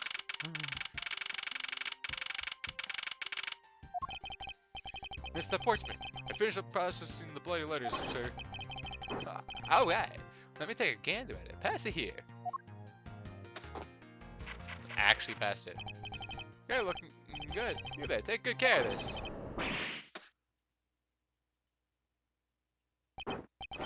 Well, if it isn't Detective Gumshoe. End of the line for you, Miss Boydman. We've got you now. Call off your dog, Miss Edgeworth. Is this some kind of joke? It's no joke. We know Jacques Sportsman, that you are the guilty party in this case. Huh? You must be pretty upset getting chased out of your own room. I'd be mad too. So I guess you can say, if you promise to stay out of our way, you intend to hide your crime under the guise of a prosecutor doing his job. I can see right through the unsightly paper-thin mask you have upon your cowl. Who would have thought it would come to this? Actually, come to think of it, your mentor was Manfred von Karma, right? Legendary prosecutor who never lost a single case for 40 long years. There was always this incessant chatter about false evidence with that guy. It really teaches me that I've got to stay on the lookout for false accusations, you know? Are you done trying to play mind games with me? Because they won't work. The only thing you should be using that math of yours is playing yourself. Although that too will only dig your hole deeper. Either way, your game is up.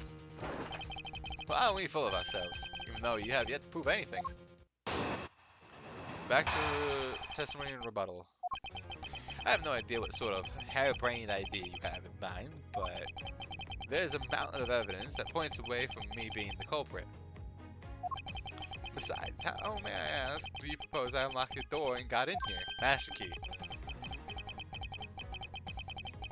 Look, I feel bad for doing this to you, but I've got work to do, so we're done here. Well, I'm gonna press him. Maybe. Wait, it's just stubborn. Wait, hold on. Shit. Sorry, but we're not finished yet. Boy, you're stubborn. I suppose you're basing your accusations on something? I'll show you what I'm basing my accusations on. With evidence.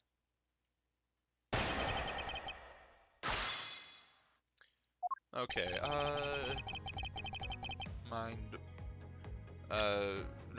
nope. Evidence that points away from me being the culprit. Not really. Besides, how may I ask that you propose I unlock the door? With the master key, of course. Present. Objection! That was a easy 1-2 logic there. I believe you're able to open my office door. The master key knows. Objection! Wait, hold on for a sec. I never laid a finger on that key, as you already know. Precisely. You opened my door without lifting a single finger. Well, maybe you did, but only to direct. To what? Only to direct. Okay. That's right, use your finger to direct this person to my door with this key. Take that! You had asked Miss Bird to open your own office door for you, yes? Yeah. Kinda forgot my key at home. Happens a bit too often for my taste, you know? The room you had Miss Bird open at that time was not your own, was it? What? You have quite the imagination. Why don't you ask the girl herself whose door she opened, shall we? I'm certain that was Miss Sportsman's door, sir. I checked the number plate. Check the number plate. Make sure that I was opening the right door, sir. See, Miss Bird packed up my story. Yet, what if you had misled her, to fool her into thinking that's what she wanted? Ha!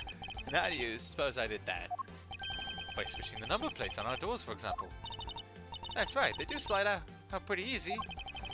You fooled them all. You then used one other thing to give a very strong impression that the door she was opening was yours and not in fact mine. What was it that Mr. Portman used to make Miss Bird think that it was his room? Take that! The basketball hoop. What? The basketball hoop, sir? It's quite a peculiar fixture in any hallway, let alone a hallway in this building. Why it left an unusually strong impression on you. It is an object perfectly suited to sit just outside the office of a peculiar prosecutor. Yeah, that's very true, sir. But there is a basketball hoop sitting there. I thought the door I was opening had to be Mr. Portsman's. There are signs that the hoop had been moved. They sit in front of my office, to be sure.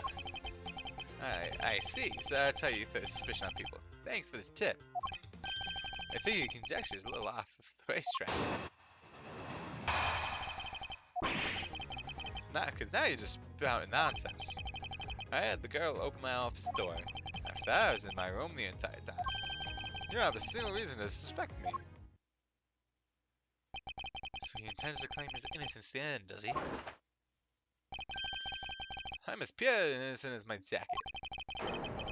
Miss Bird is as dirty and guilty as the jacket she wears. It's not dirty.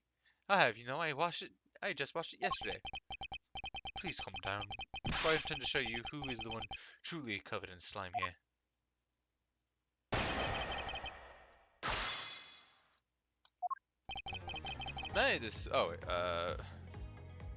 Hold it! I'm gonna press nonsense, you say? Yes, because I'm telling the truth here.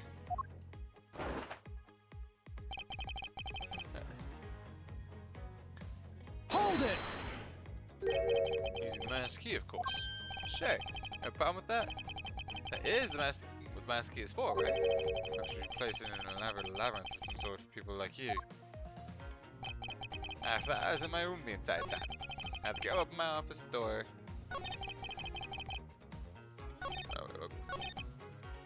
Hold it! What were you doing in the office? I was doing my usual training regimen. Training regimen? You're going through your logbooks from start to finish? Mainly batting practices and weights. I jog when I get the chance. Wow, you must be the buffest prosecutor we have. With the weakest legal muscles, it would seem. I was doing my usual workout, so...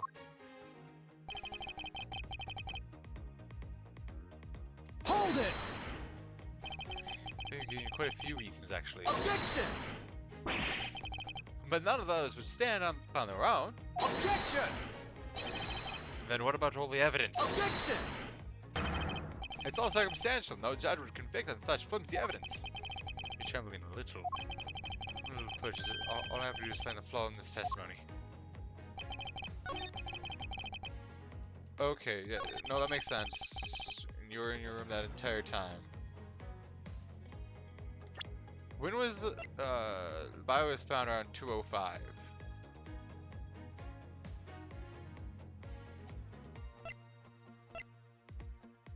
I want to present this because if he was in his room between the Objection! paper, he had that under his door. That was a lie. What are you talking about? How is that a lie? Hydration. This is a note that the victim left for you, Mr. Portsman. A note? It was left under your door. Or did you not notice? Right here it says, but you're out. You're not in the room. The victim came to call on you. So then, where were you, and what were you doing? Ah! Shall I explain it in full detail for you? You were busy snooping around in my room, the very room you had Miss Bird had opened for you. Objection! That's just nonsense. You have no evidence. And I made the girl open your door for me. Oh? But I do. I have very decisive evidence. No way! There's proof positive that Miss Bird opened the door for you. The door. Take Her that! prints are on it. I had your door dusted for prints. My door? Ha! What for? Come on, I bet you didn't find anything. You sure you're good wasting time? You're right, I didn't find anything. And definitely not Miss Bird's fingerprints. Her prints? What do they have to do with anything? Let's put it this way. She really was the one who opened your door. Then her prints would naturally be on the doorknob she touched. Heck! Though the prints on my office door's knob have been wiped clean off. I assume it's because Miss Bird's fingerprints were on it. Then you think it's time you gave up your charade. We know you stole went into my office with the intent of stealing something from me. Detective Faith found you out. Possibly because he heard sounds coming from a room whose occupant was on leave. Mr. Portsman, you killed Mr. Faith to silence him. And I had the misfortune to return when I did. You had to threaten me as you escaped. As I said, when you had the gun to my back, no one gets away with committing murder in my office.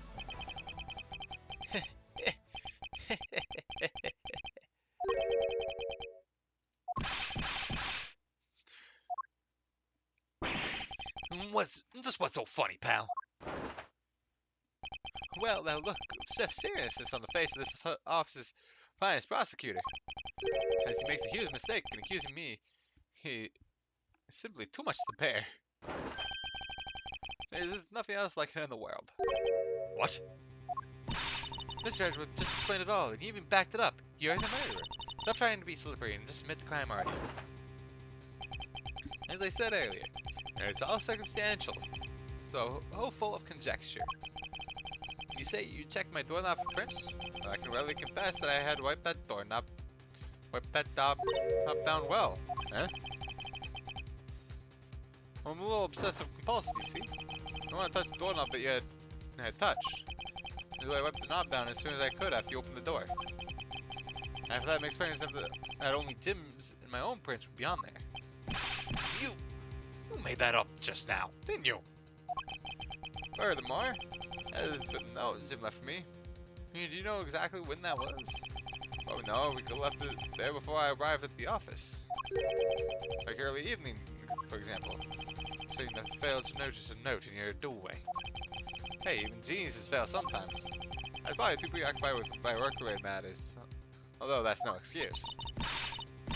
That's just a flat-out lie. Well, you didn't notice a note of that size. But you can't prove that, can you? Say something, Mr. Edgeworth. Back me up here, sir. Portsman makes a good point. I can't prove that he didn't simply overlook it. Besides, I have an airtight alibi. Airtight, you say? I just realized I had one as we were talking. Better of all of us have told you sooner. Memory serves, you came back to this office around 2 AM, correct? Yeah, 2:05, because that's when the body was found. It was then the unfortunate confrontation at gunpoint with the culprit. Yeah, but exactly at that time, I was down in criminal affairs. That's great, I'm sure the other detectives will corroborate my story. That's a perfect alibi. Do you really think it's that perfect? Like I said, I don't care. Ask around all you like. You'll see for yourself. Detective Gumshoe? Sir, yes, sir. I'll go check out his alibi, sir. Be right back. Mr. Edgeworth, sir, I think we're in trouble. This is like Mr. Portsman said. Guy's down in criminal affairs, it's all around 2 AM. All the evidence points to him being the culprit. There must be a contradictory point in his alibi somewhere. Well, the master key was stolen and returned before 2. It was returned like, what, like 1:30? If memory serves... let's see. Hold up, let me check my evidence real quick.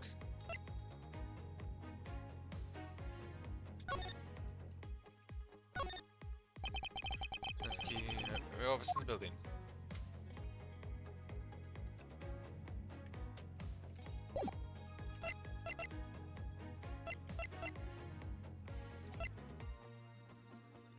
Well, yeah, no, first of all, this is right, because I found the dead body at 2:05. Kill at 29. Young man.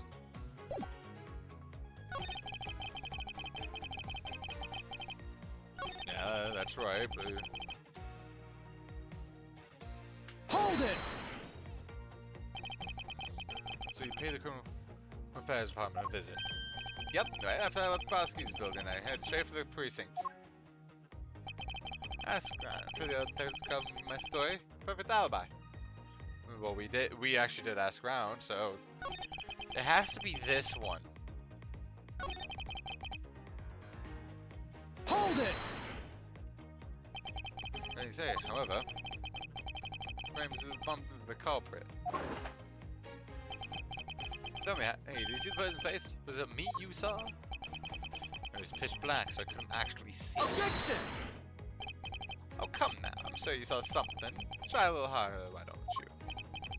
You need to feel like I'm the one being interrogated here. Oh well, doesn't matter if you remember or not. What matters is that you ran into the culprit.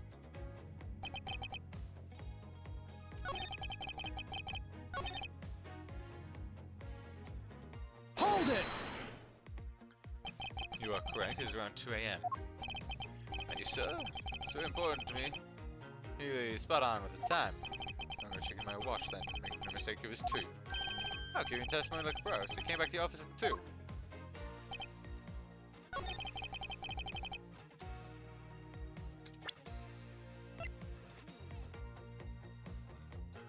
My question is, how did you know that I came back?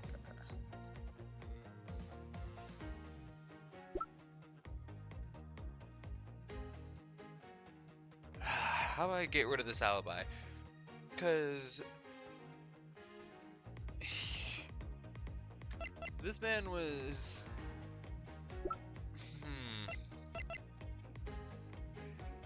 So he was definitely in my office. He stole the 3 pages from it.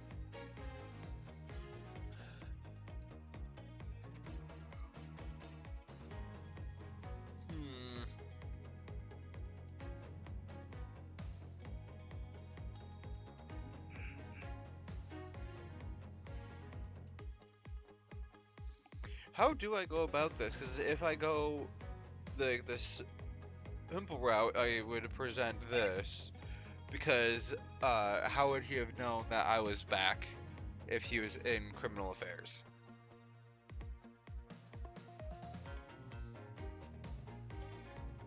But that might be the wrong question. But it feels like the very right question to be asking. So, came back to the office at 2. But at that time, he was, let's see, what was it all? Yeah, came back at 2, got into the confrontation, done criminal affairs.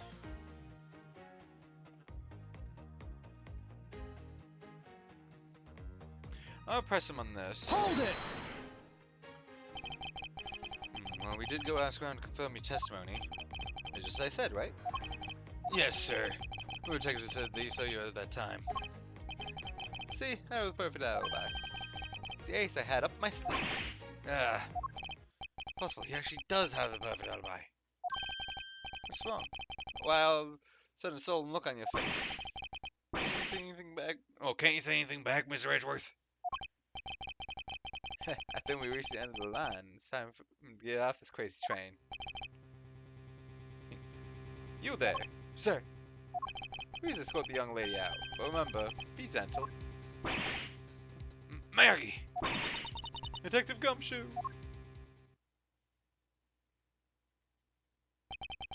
Is there nothing I can do? Must be a way to turn this situation around. Clue, did I miss something that can help me cast doubt on his alibi? Let me think this through one more time, with logic.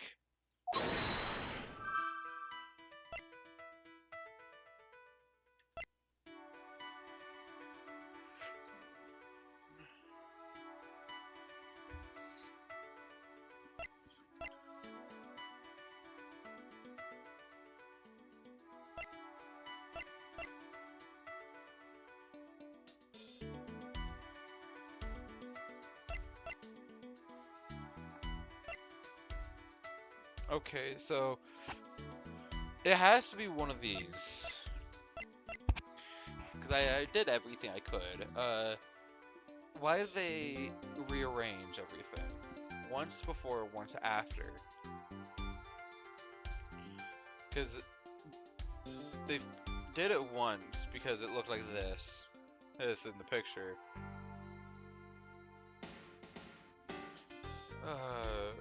And if it wasn't him,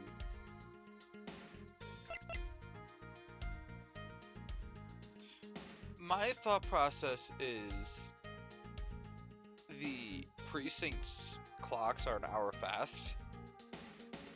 So he got a handgun from the precinct, came back, and entered the office around like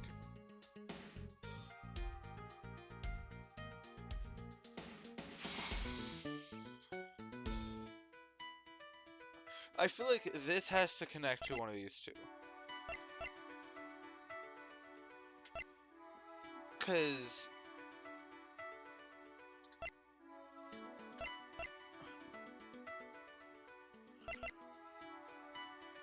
none of these connect properly with each other. Because why would he... That doesn't answer the why of the files are this way.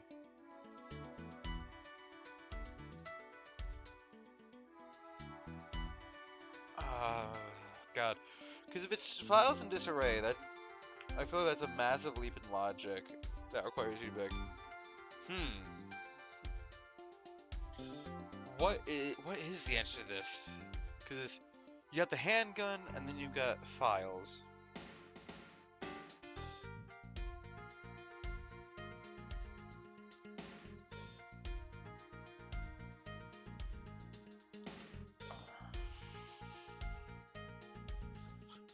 Because there's files, why did you do it? If it's handgun, the only reason I can think of that is,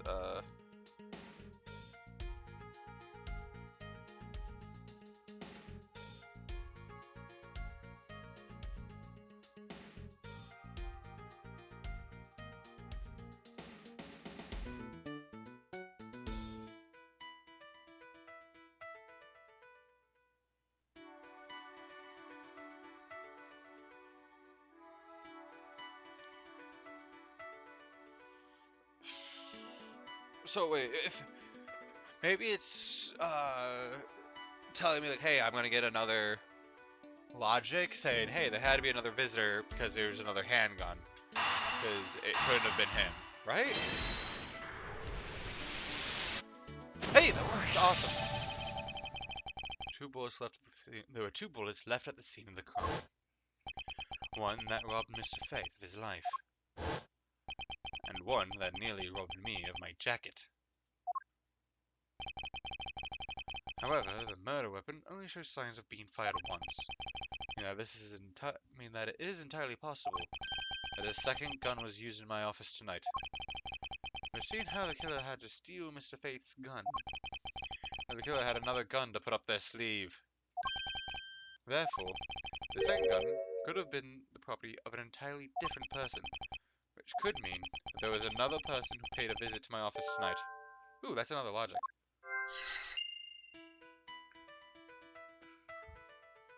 Well, yeah, this one seems right. And there's my only 2 left. Let's hope this is right. Supposing there was yet another visitor tonight, that would also resolve the issue of why my shelves were upended twice. We know that the shelves were disturbed once before and once after the murder. So it shouldn't be much of a stretch to think that it was the work of 2 different people. Once by the person who stole the victim's gun and killed him with it, and once again after the murder by a second culprit, who was the owner of the second gun.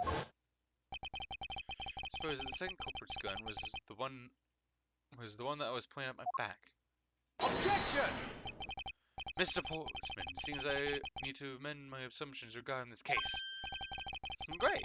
So you finally come to your senses. Mr. Edgeworth. Sir, what are you saying? This has been a big misunderstanding on my part from the start. I assumed that the person I ran into was the killer. But that may not be the case. What do you mean? The person I ran into was just your average thief. A thief? But sir, I don't get... Doesn't that cause some sort of contradiction in the facts? Not at all. It simply means that the killer was someone else. It means that there are actually 2 culprits stormed my office tonight. What do you mean, 2? 2? It explains why my shelves are disturbed twice, how there were two guns. Mr. Portsman tricked Miss Bird again and gained entry. Oh, again. Miss Bird and gained entry into my office. Objection! Now you're just leading the argument. There's no actually proof, you know? If you could please go along with my hypothetical scenario for now, Mr. Portsman. In the end, if you're really innocent, you should have nothing to worry about.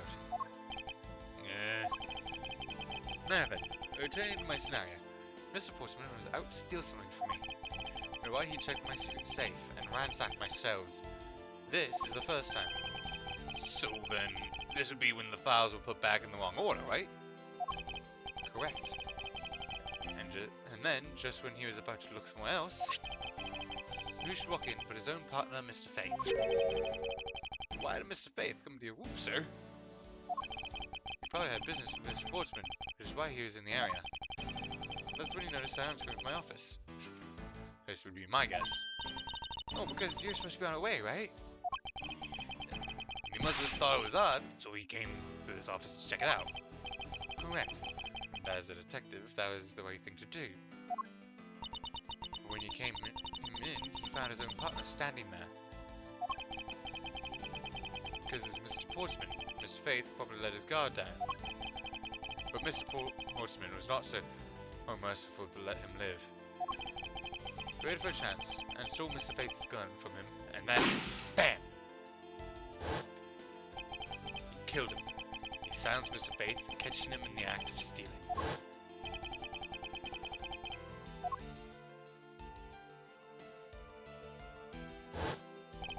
This is the moment in which the first shot was fired, the one that landed in my files. Following that, Mr. Portman wiped the gun down, left behind as he made his exit. He could afford to do that because he had also left the fake Titan message behind. You're such a complicated troublemaker, you know that? Well, if things were as simple as that, then all would be solved. However, there was yet another visit to my room, and this is where it gets complicated. There was another visitor, sir? Yes, and this other person's objective is also to steal something from me. Now then, even after Mr. Portsman left, the door to my office remained unlocked. However, this new visitor had no way of knowing that, and so they stole the master key from the security guard's room, then entered my room and searched through my shelves. It was the second time they were disturbed, and it seems the thief found their prize. The stolen zero file, right, sir? Correct. Only just as the thief was about to leave the file, I appeared. The thief then threatened me with their own gun and made their escape. The second bullet was fired during that brief encounter. So the shelves getting messed up twice, and the two bullets. It's all because two different people were doing these things at two different times. Precisely. So now do you see, Mr. Portsman? The person I met was just a thief, not in fact Mr. Faith's killer. Your alibi for the time frame in which I ran to the other person is now relevant. Because now we know the murderer took... because now we know the murder took place during the first culprit's visit. Objection!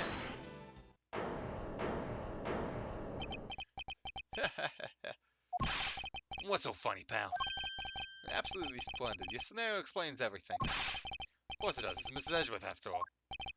No, it still doesn't change the fact that it's all circumstantial. Supposing if, and that's a big if your theory is right, but indeed word of my alibi, which has withstood scrutiny, mind you, were relevant. There's still one defining point of your argument, and for which you have no evidence. The supposition that I was the first visitor.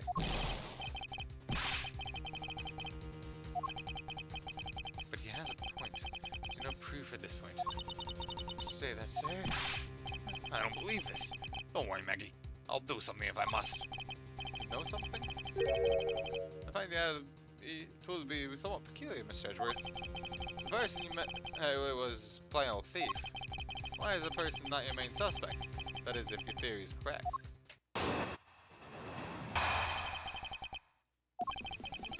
That thief you ran into should be a real suspect, wouldn't you say?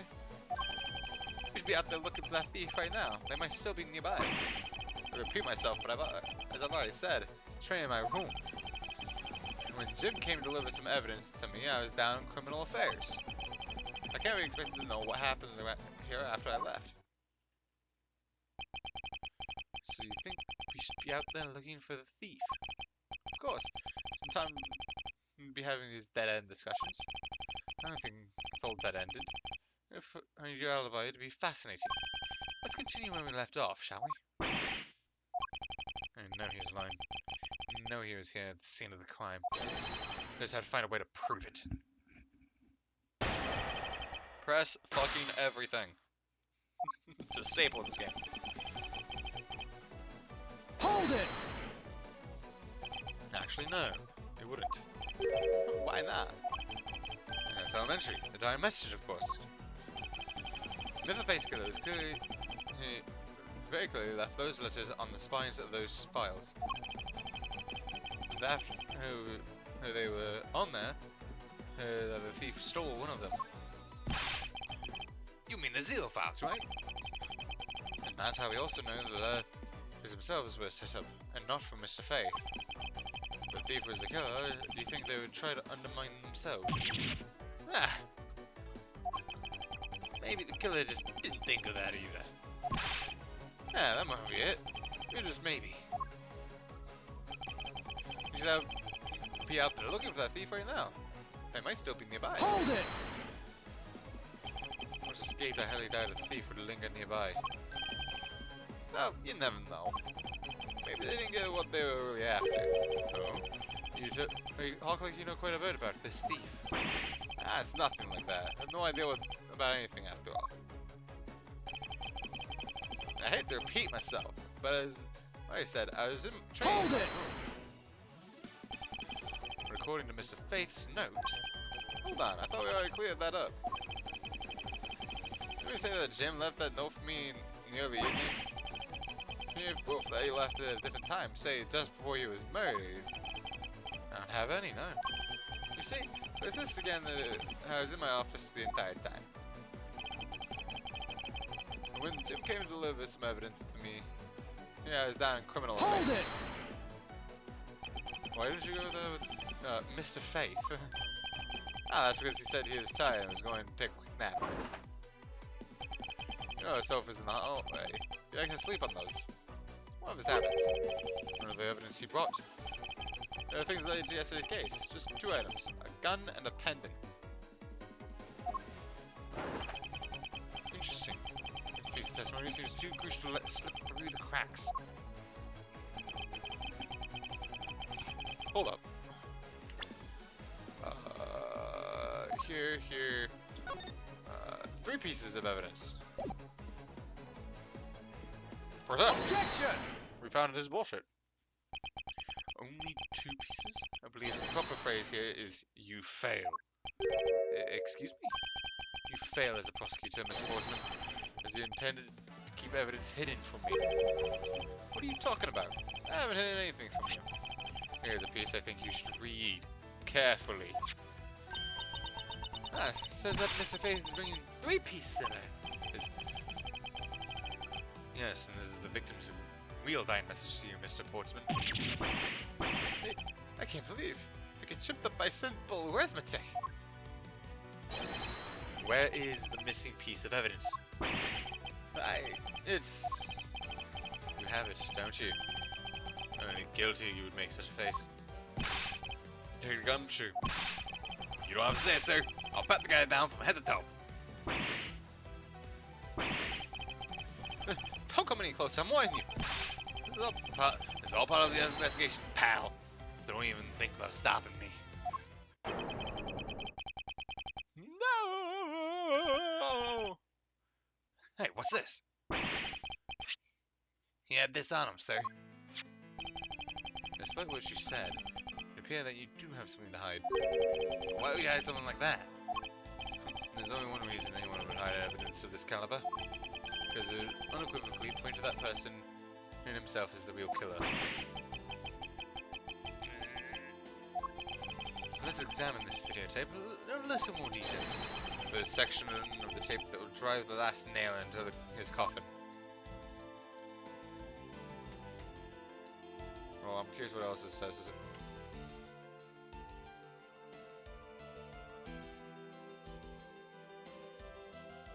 Well, I was curious what else is on it. It was like, oh yeah, it's the KG8 incident.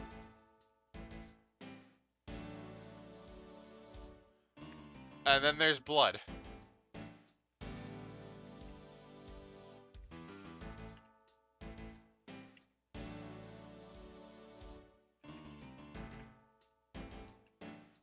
Hold up, I want to get this like lined up properly.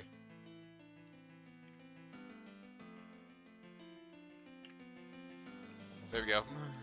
Well, anyway, blood. Ah, that's blood, isn't it? Yes, and I believe this is what a good prosecutor was trying to hide from us. This blood is still fresh. You mean this might be Detective Faith's blood? No, you got it all wrong. No amount of denial can save you, but to run a blood test to find the truth. You told us that you had received evidence from the victim earlier. Now you tell us when and how did the victim's blood find its way onto this video. Yeah, it's totally suspicious.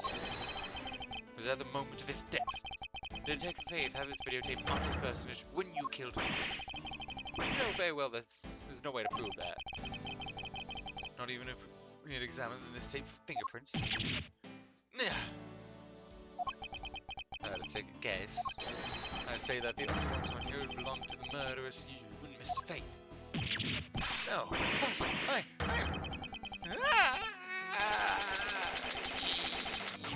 he ate his medal. Oh Jesus. Well, I think we caught. I think we got him, boys. High Prosecutor's Office, room 1202. Mr. Portman has been placed under arrest for the murder of Detective Buddy Faith, sir. Very good. The results we got back from the lab techs on the tape turned out to be real solid, sir. Blood work came back and it was definitely Mr. Faith's blood hood on there. As a bonus, they were able to lift a few of Mr. Faith's fingerprints as well. Thank you very much, Mr. Edgeworth. Can't believe I got to see your cool deduction skills outside the courtroom. I'm impressed beyond words, sir. It was nothing. I'm just sorry you got caught up in a murder in my office. Please, accept my apologies. It's nothing, really, compared to what I've been through. I mean. I consider myself lucky that it was only a burglary, a murder this time, sir. Been a hold-up or a hostage situation, and I've thrown my hands up in the air. Think I'm finally rising up from a goddess of misfortune to just an unlucky person. Something tells me we should have hired a different person for security detail. You know something, sir? That Mr. Portsman really was a corrupt prosecutor. Why would you say he was corrupt? Well, I heard there was a number of suspicious things related to his court cases. There's even rumors of how some of the evidence used is forged, sir. Forged evidence, huh? And they say he decided not to prosecute a few cases for really vague reasons. Ooh, that guy, he was really disgraced the entire profession. Never did get around asking what his reason for breaking into my office. Whenever we got near that topic, is this clammed up? We could be pretty certain it was still something. It's between you and me, sir, but there's a rumor that some sort of huge organization is involved behind the scenes. Oh, well. With Mr. Portsman not willing to divulge anything, certainly lends credence to that rumor. It would seem that we haven't heard the last of this. Huh? Then Mr. Portsman isn't the bad guy? I didn't say that. Rather, there's still many more mysteries for us to solve. For example, we still haven't figured out the significance of this piece of evidence. I would say the book, because this was moved to. Well, this is the victim. This was the gun. This was the murder weapon. This was just a happy accident from Actually, no, this is not a happy accident. This is when our culprit, Sir Sports a lot, decided to try and rob Edgeworth of certain things. Hings failed to get into his vault, failed to get into a secret safe, and trashed the place, but then proceeded to shoot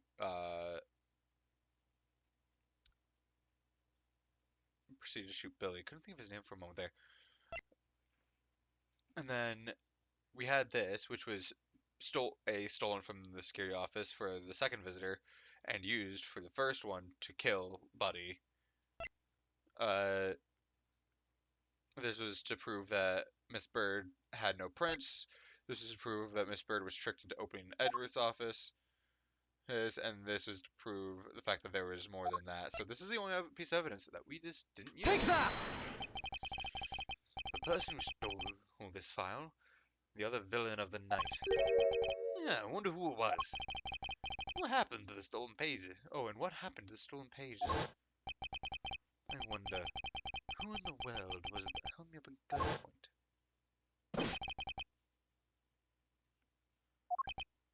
Yes?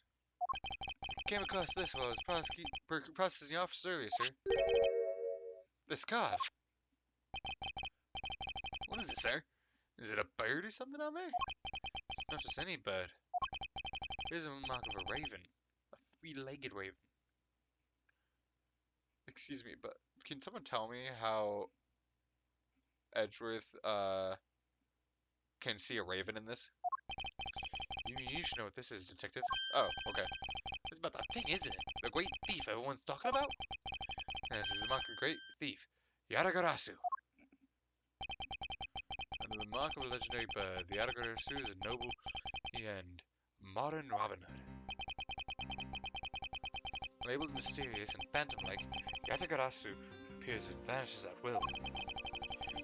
Though we don't know much about this thief's ultimate goal, we do know the targets. The Yatagarasu likes to find and make public evidence of corrupt dealings of all sorts. Theft is always performed in silence, and always with perfection. Once a target is chosen, no dramatic card or announcement is sent forth. Instead, the chosen corporation is infiltrated without even the target noticing.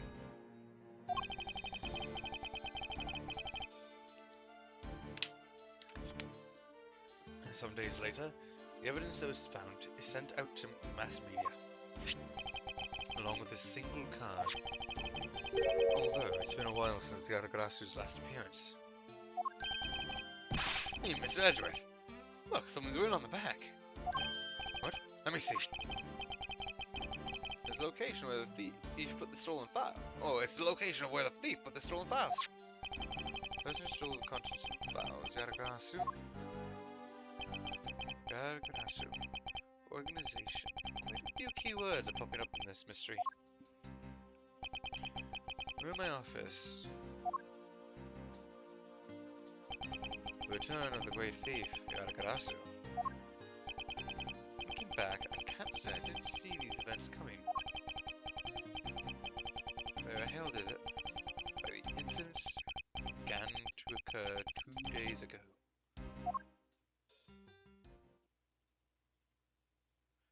End.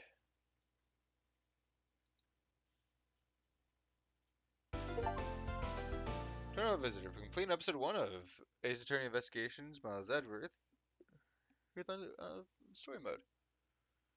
Save my progress.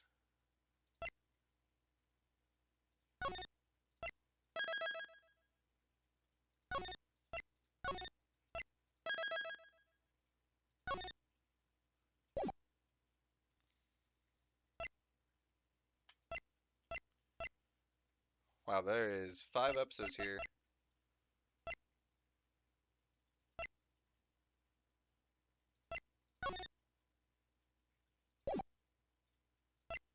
Chapter? Wait. Hold up. Does that mean... Oh, no, I think it's just... I don't know. But hey, we got a case done in, like, 3 hours.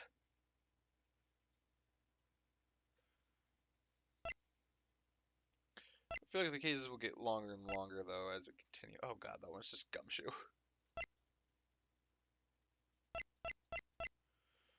Well, we are prepared to make more leaps of logic the next time I play this, because my throat decided to kill me when I decided to make Dick Shoe, Rough, Tumble, and Raspy. and please don't question the voices I do for these characters. I am not a professional voice actor.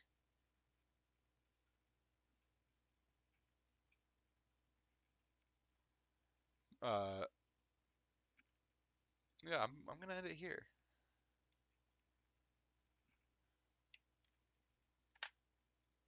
There we go. Well, I hope you all enjoyed, and hopefully Twitch doesn't copyright strike me for music. If they do, I will still post this video up on YouTube without the music, like and everything. But I will, however, play the next set with no music. Or at the very least, only mic audio, so I can listen to the music. Otherwise, it's gonna drive me crazy. But if it does work, and I don't get copyright stricken for the music in this, then I will continue with the music. Heck on. But like I said, I hope you all enjoy. This video will later be made into a highlight, and then exported to my VOD channel on YouTube. If you guys want to rewatch it, you can watch it here or on YouTube. But until next time, this is Code, signing off. See ya!